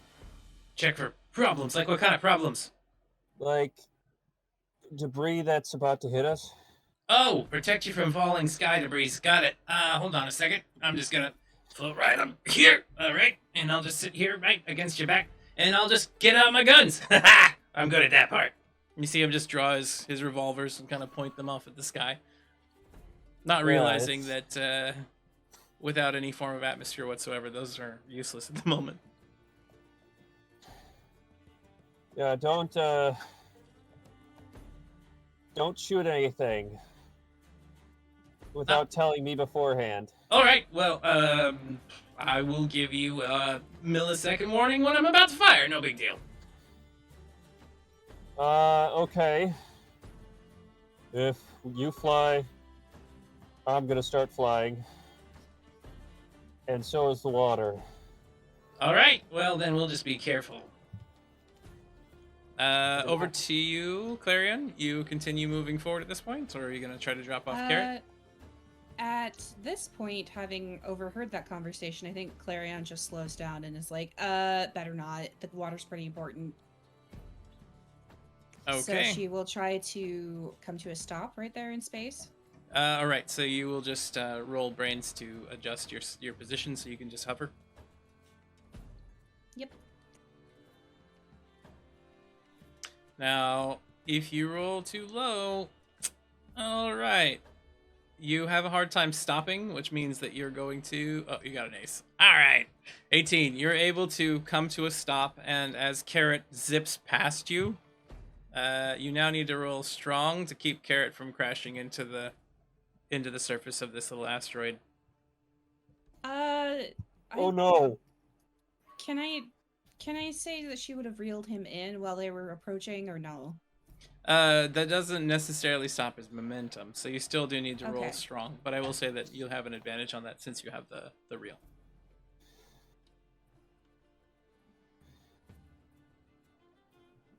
That is not high enough, unfortunately. There's an ace. All right, here we go again.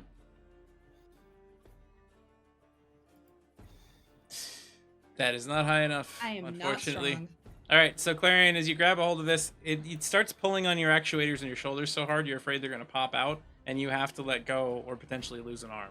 So I will give you a choice. You can allow Carrot to crash into this asteroided, or you can lose an arm of your choice.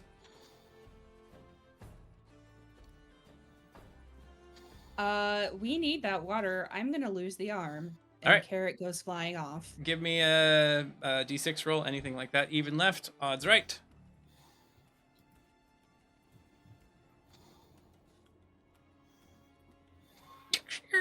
All right, so your left arm breaks off. And as it snaps, you're able to pull and stop Carrot from going. But you see it like drifting off of your body. It's attached still grabbed onto the grapple line that you have, so it's still there, but it is torn and damaged. Yet again. But Carrot is not flying towards that at the moment and kind of comes to a stop. Ugh! Ow! I have another idea, Carrot. Go fetch. She Go points at the arm. Fetch. And you see him just turn and start like waving his arms like he can swim through the No, remember, use your rocket. Oh, right. My rockets. Oh, well, here we go. Let's try this again. Positioning and arm. firing the rockets. Goes out and starts moving towards it with one agile roll to try to grab it at the moment. Carrot needs to get a 16 or higher to grab your arm. Has a +4. Let's see. 18. Carrot zooms over, grabs a hold of the arm, and then you see them just keep moving in that direction. Well, I am very impressed. Now, turn around. I've got it. I got it. I got your arm. I got it. Whoa, you're getting very far away. Very far away. Oh, no. And we'll come back to that. Stay calm. Was Yeah. that Carrot? Yep, Carrot just zips out in the different direction suddenly. And Amos, over to you. You get your second brains roll as an attempt to pull these things apart without damaging the lines. 19! Nice! All right. So your delicate and careful work has allowed you to seal off the damaged seals and disconnect these massive 20-gallon, roughly, tanks of fluids. Give me an aware roll now as you've been working on these for a while. Ooh, Alright. can I argue for a +2 since Scarborough's had my back? Scarborough's on your back, but he's not looking at these things to figure Okay, them out. fair. So with the 13, you do recognize that one of these jugs seems to say non-potable. Gonna leave it. So you leave that one behind. You grab a hold of some of the other ones. And Actually, hold on a second. I'm not a plumber. What is what is what? non-potable? Roll brains as Amos to see if he understands what that term means. And it's potable, not potable. But yeah, that was my mistake. All right, Amos figures that means that this is gray water. It's wastewater. You can't Yeah, drink we're it. gonna. No, drink the nasty. No, drink the nasty again. I mean, you could still on the ship find a way to cleanse it. You do have some devices that can do that. It's just not in a stable, drinkable form at the moment. Oh, in that case, they're gonna bring it with, but they're gonna make note of it. Okay. So you grab a hold of these things, and you gain 4 of these large tanks. How do you want to try to tie them together or bring them back to the ship? You do have the netting, so you could just try to put them in that and then carry it back. Can I use the netting, but can I also use the rigging gear Amos wears to just better secure everything? So Yeah. we're going with the net. It's just we're adding the rigging as well. All right, so use the rigging just to tether the net to it. And are you going to go head back to the ship directly, or do you want to wait and travel on from here first? We have 6 weeks of water. I'm not wasting it. I am going back to the ship as safely as possible. All right, so you can move 4 every round to try to stay safe, and you'll have to make a brains roll just to make sure you don't pick up too much speed or anything like that on following rounds. So next round, you will be able to start moving back towards the ship. Next Red Iron. round, back to the ship. We're over to you. You see Amos pulls off the impossible and ends up sealing some of these things in a way that doesn't break as you're starting to move past. Red's barely paying attention. All right, you've already moved. So all the it way looks over like, I'm 12 away from 8. So I feel like with my current velocity, I could probably get like just enough speed and then just enough time to slow down to gently land right at the edge of that bad boy. Yeah, you have 13 moves, so you're going to be using 1 equivalent move to slow down. So I will have you roll a brains roll, and your target is a 16 or higher in order to land safely. That is not a 16, unfortunately. I don't want to blow an ace on this, but I also can't spare the CHP. I'll ace it. All right, so an ace Here we comes go. out. That's more like Oh, 24. So yeah, you expertly just kind of twist and turn, knowing where you need to be at. You blast a few times, you slow down, and you start coming down towards 8. A greater segment of the station engine, electrical components, various inner workings of the Besmini is exposed in this region. A good amount of time may be required in order to gather all the scrap and pieces that could be used to enhance the Archimedes here. Looking at it, there is enough supplies just in general view that you could enhance, possibly fixing up your engine room. You could do a variety of things. Roll brains to see if you can identify how much is here and what you can do with it. Critical failure. God. I'll use my other ace. Okay. Rough night for Red Iron. Big B says replenish that ace, throwing out No! throwing out I'm one gonna as use, you get all right, I'm gonna two use the bee's ace too. crit fails in at the same moment. All right. If this one's a 1, then God wills it. Here we go. That is a 16. All right. So there is a significant amount of scrap here. Obviously, you're going to have to take some time pulling it apart. If you're careful, there is a lot of high-grade scrap here. If you are not careful, obviously, that will reduce. But looking at the pieces and the parts there, you immediately have the schematics kind of appear in your head of Archimedes, and you know that you can get the supplies to create a hull upgrade, a ram upgrade on the front of the ship, or engine room plating and hardpoint defenses that allow you to basically make all of the more dangerous parts of your ship that might get injured, like your Atmo generator or your engines, harder to destroy. Can the ship maneuver over here once everyone gets back to it?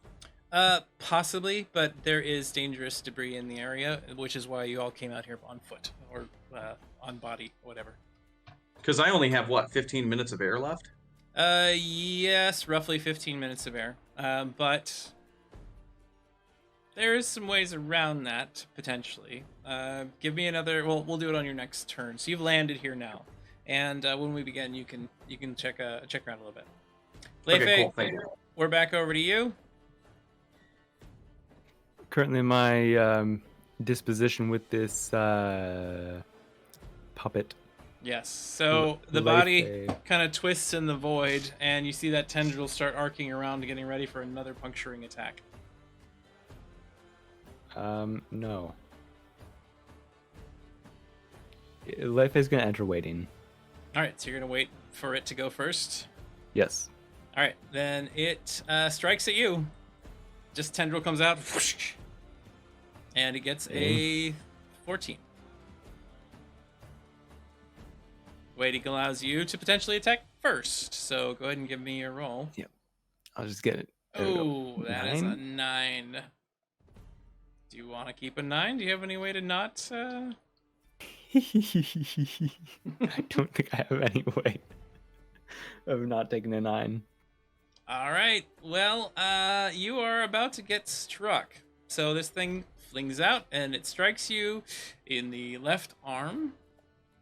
And as the barbed tip slams in, it seems to just dig in, only causing you 1 point of damage. And the tip curls into your skin, and then you see the bulb begin to be retracted from the body over towards yours. All it did was hooking onto you so it could attach in greater form. As this thing yanks across the void, you see a bunch of little tiny arms start wrapping around your wrist. You're now Why are you grappling still this doing creature. this? Why are you still doing this?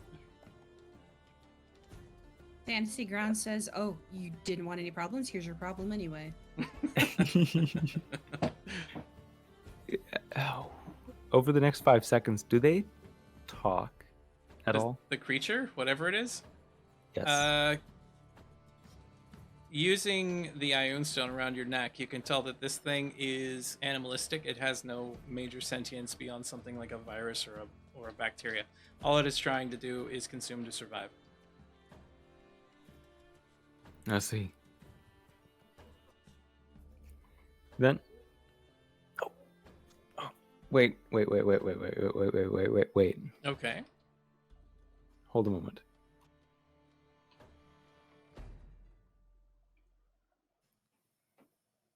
Never mind.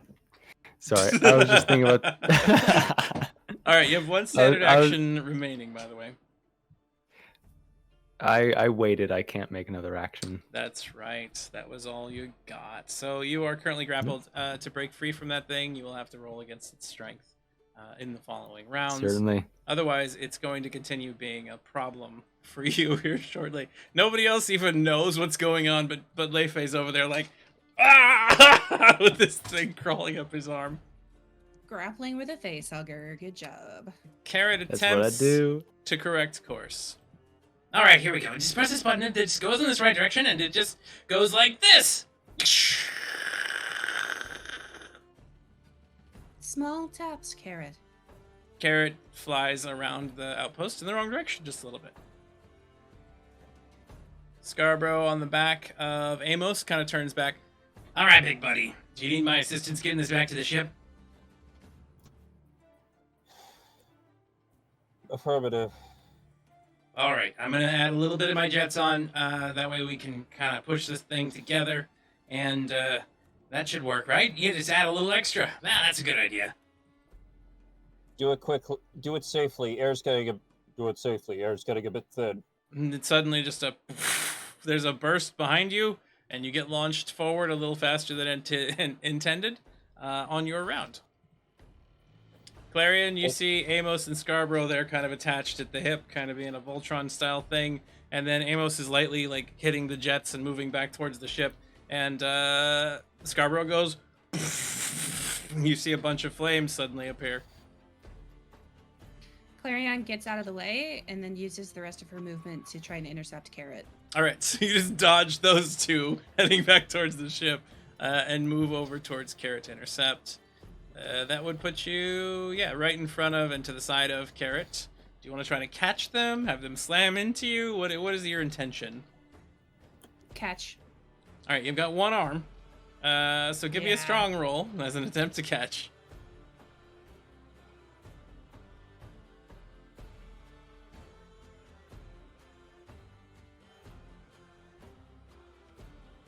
Nice. 12 is actually just enough to catch the small individual. They slam into you. You try to turn your jets. You tell Carrot to turn theirs off. And you guys end up stopping there within the void. Oh, right. You got me. I was going the wrong way entirely. Here's your arm, by the way. Thank you. And yes, you were. We did not want to lose you. Well, that's good to hear. Sometimes I worry that people don't want me around. Carrot, you are a delightful source of the unexpected. That's an interesting way to put it. And we'll move on from there back over to Amos. Amos, you are now moving 10, so go ahead and move yourself back towards the ship. 10. Roger, 10. There we are. That's 7. 8, 9, 10. So you and Scarborough are now just kind of flying through very fast. When you were trying to go slowly, you hear all the barrels nearby just vibrate as they're bouncing off of one another. Ease up, ease up. Oh, you want me to go slower? I'm sorry. I thought this was the best way to do things. It is, but we're gonna risk losing the equipment if we keep going at this speed. Also, we need to slow down. All right. I'll get up in front, and I'll just put my arms right like this, and I'll get ready to slow down. On the next round, Scarborough will attempt to help slow you down. Red Iron, back to you. You're out on this large segment of the station. Give me an aware roll as you're walking through here.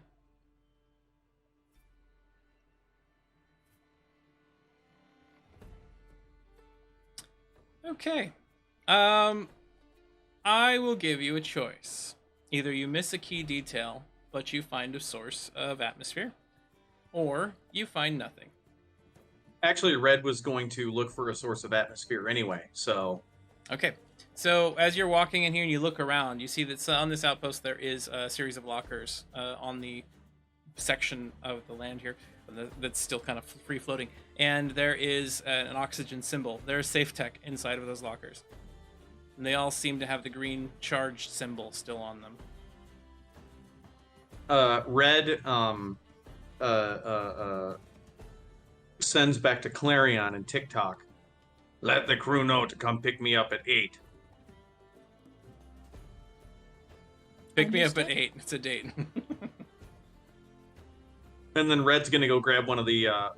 Red's going to start work on dismantling something that's only going to take like 15 minutes. And then once his safe tech is starting to get into the red, then he'll go get one of the nicer ones. All right. So from the position that you're at, there is a combined total to collect everything that you can collect of 80 as a cumulative roll target using brains. Once you've reached that, you have broken everything down. The longer that this takes you, the lower the grade scrap will be. And the fact is, if you take too long doing this, you will not be able to use the upgrade on your ship when you've collected the supplies. So you're shooting for a target of less than 4 rounds for nothing to happen of rolls. So go ahead and give us your first one as you move off into the group and you begin working on it. And you can use third arms bonus as well to the roll. Okay, cool. Third arms bonus being... That's the C roll? Or the O roll? O roll. C is combat, O is other. I'll adjust that eventually. It's offense, Okay. defense, and other is what I'm going to put on there. Okay, cool. So then this will be a 5, and then I add 1 for the arm. Got it. Nat 20. All right. Red Iron, I give you a choice. Do you wish to double that current roll? That would put you at 50 out of the 80 you need to finish this all off. Or do you want to see the alarm system that's built into this while you're doing this? See the alarm system. All right, so you get a 25. And as you start working on it, you recognize that there are triggering mechanisms that will set off the bee security guard force that still seems to be active here. Does that mean that there are more bees in this location? That does mean that, yes. It is, in fact, the biggest of bees. Such large bees here on stream tonight. Ginormous. Incredible. I'm in awe at the size of these bees. Okay. So Red's going to take his W with the collecting of the scrap there with that 25. And then Red's going to deactivate the security. Okay, you'll be able to do that on your next roll. That'll be next.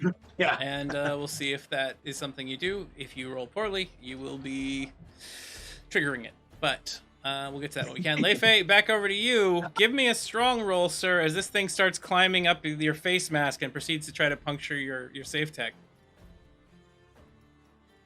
Whoa. The opponent gets a 23 to your critical failure. I get a 4. Leifei, narratively, what sounds better to you? This thing is going to puncture your mask. Big B says crit failures aren't gang and gives you an ace. You can go ahead and re-roll that. Certainly, I'm very strong. You get a 15. Not enough to tear it off there, but no longer a critical failure. This thing does attack you and slashes in at your face. Now you're going to either take damage or ping. If you ping, you're going to damage the safe tech, and you'll only be able to last one more round with an atmosphere. So it's up to you. But the damage coming in as it strikes is... I'm going to ping. 10. So you're going to ping it? Okay. So you have pinged away the damage, and your safe tech fractures, and you just see as atmosphere begins like flowing out of it very rapidly. You have 1 round before you are out of atmosphere, and you have to start dealing with that. Leifei, you do now have your actions. You're still grappled by this thing on your left arm. It's crawling all up and down that side, and it's kind of got your arm pinned. Your right arm is still available. Blondie, what did you say to do it this time? All right, what are you attempting to do? I can use an action. Yes, you can.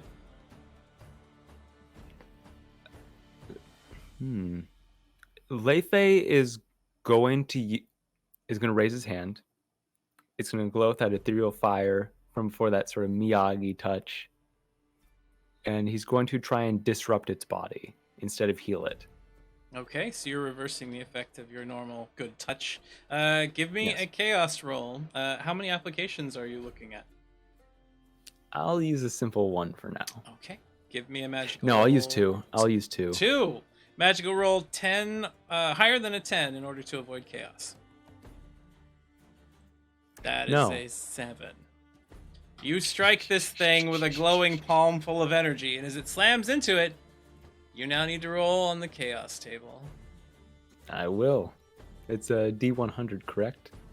That's the table right there just shared with you. You can just hit the roll button on there, and we'll see what happens. I'll do it. The target of the ability grows in size to double its height, giving it bonus health, giving it extra hit points, giving it more strength, more damage on close attacks, additional movement.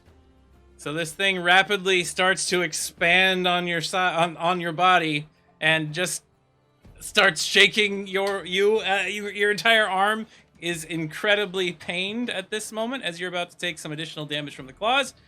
There is either 8 points of damage coming into your left arm or a wound, your choice. I'll take that damage on the head.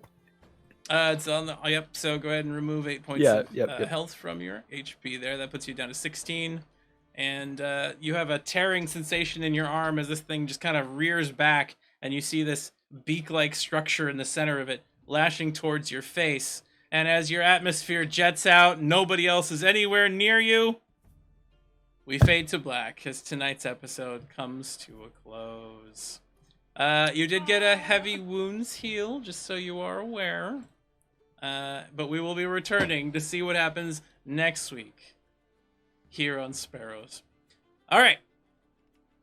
So, we're going to go around the table. We're going to say our farewells, provide our socials, and say what we thought about tonight's episode. Why not? We'll start this at random as usual. Going right around with... Looks like, Nora, you are up first. It's not. And for once? It's you. It's your turn first. Oh, looks like he's frozen anyway. Sad.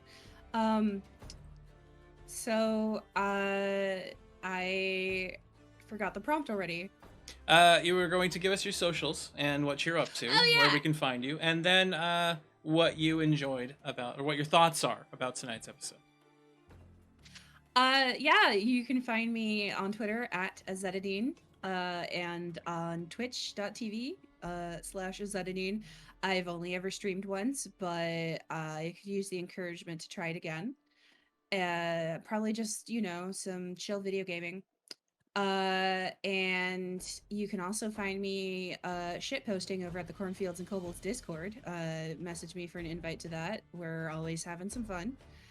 And tonight was chill, interesting, and pretentious.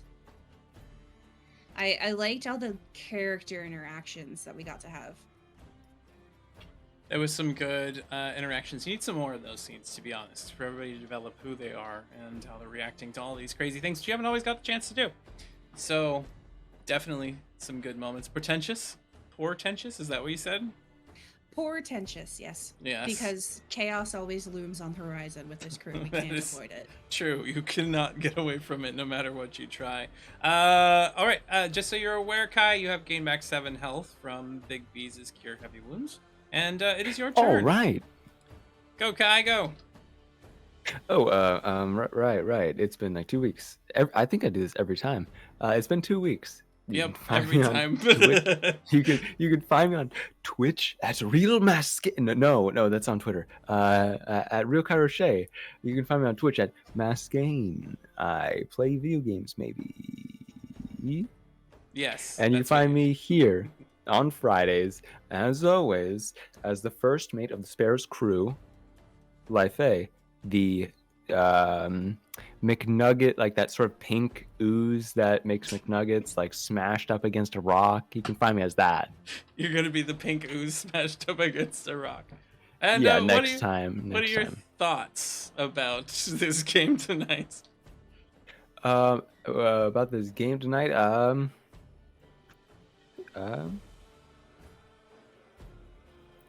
see, the music I'm listening to just went to this deep morose sort of melody. But I'm not feeling morose. I feel like we have connected as a group a bit more.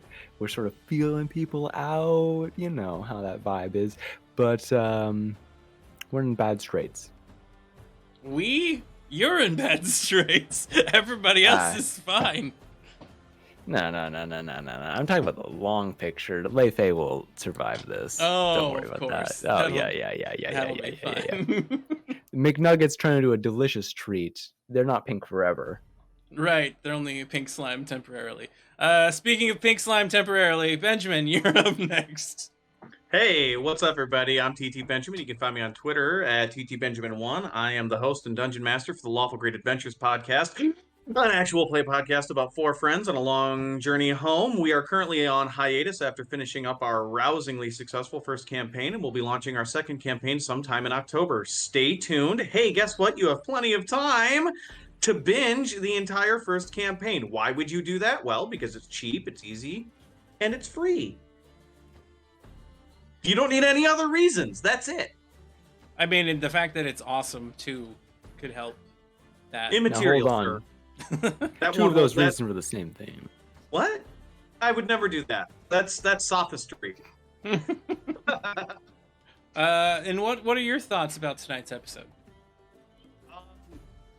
I'm much less cheery than everybody else. As the character Red Iron being both victim and perpetrator in as both antagonist and I guess damsel in distress for the entire last arc. I've certainly put this character is in very much of a pickle relationship wise with the rest of the crew. So that creates some interesting complications going forward, some difficult trust issues. Red, I don't know. Red, we'll see. Next session, Red might just create a little biodome on his new space island and just be chill. He just lives there for the rest just of time. Be there. That's his home. Gonna go out there where he doesn't have to worry about living up to expectations of friends. Him and the robot bees. Him and the robot bees controlling the little island. The robot bees would never intentionally target me for specific manipulation in order to gain access to my larger crew. No, and that wouldn't happen never. They're not that smart. Mind. Bunch of bees. These are all sill bees. Oh goodness. Moving right along from there, over to Jackal. Your turn, sir. All right. Let's start by going over the target.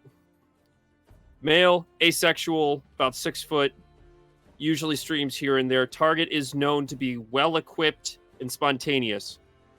So keep your fingers on the trigger at all times. Now, this person is wanted for general ingenuity. It has been seen as Amos Nosendi. It has been seen sitting there modifying toys designated as Nerf blasters. The subject is considered to be relatively psychotic in some senses and vindictive in others, and can be found at twitch.tv/MacJackalRanger. On my signal, everyone move in. I play Amos Nosendi, the Lesrin of the group, the father of the group, and Tyson.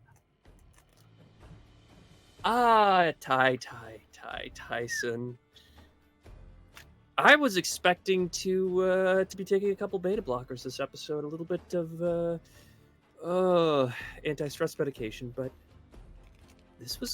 I genuinely enjoyed this episode. It's been a while. Well, I'm glad you were enjoying this episode, Jackal. I'm sorry about the other ones. I mean, it's just paranoia. I can handle a little paranoia on the regular. Well, you have so far succeeded at one task. You are collecting the water that you need to be able to continue your flights aboard the Archimedes. You might be about to lose your pilot/first mate, and maybe your engineer to a colony of space bees. But other than that, we'll see what happens next time here on Sparrows. Come see us next Friday, everybody. Oh, and one other thing. If you just caught the episode, fear not, because we have a recap every Tuesday. I'm their reporter in the field. And if I'm not getting shot at, blown up, bitten, chased down, tied up, and or immolated again, or being shot down to the space station, whatever the kind, you can catch me there too. Ta-ta! All right, there we go. Thank you very much, Jackal. Sorry to have interrupted. And of course, you catch me, Ty, Loud Even Star, Leave It in Star on Twitter and Twitch. And of course, I try to keep up with Thursdays and Friday nights. That's basically all I attempt to do here on Dreams of Silver and Stone and on Sparrows at 6 Pacific Standard Time every week, except for on our off weeks. You can catch us Mondays for TMB's Power Hour at 5 Pacific Standard Time with the wonderful Big B's down there in the audience, and for Roll Charisma on Tuesdays, where Jackal provides an amazing recap, and we talk to some interesting and nutso people and just describe things. Thank you very much for watching. Appreciate your support. Thank you for being here. All of you have a wonderful evening, and we'll see you next time. Show up. Try to keep these crazy individuals alive. Thank you for all the rolls, and goodbye, everyone.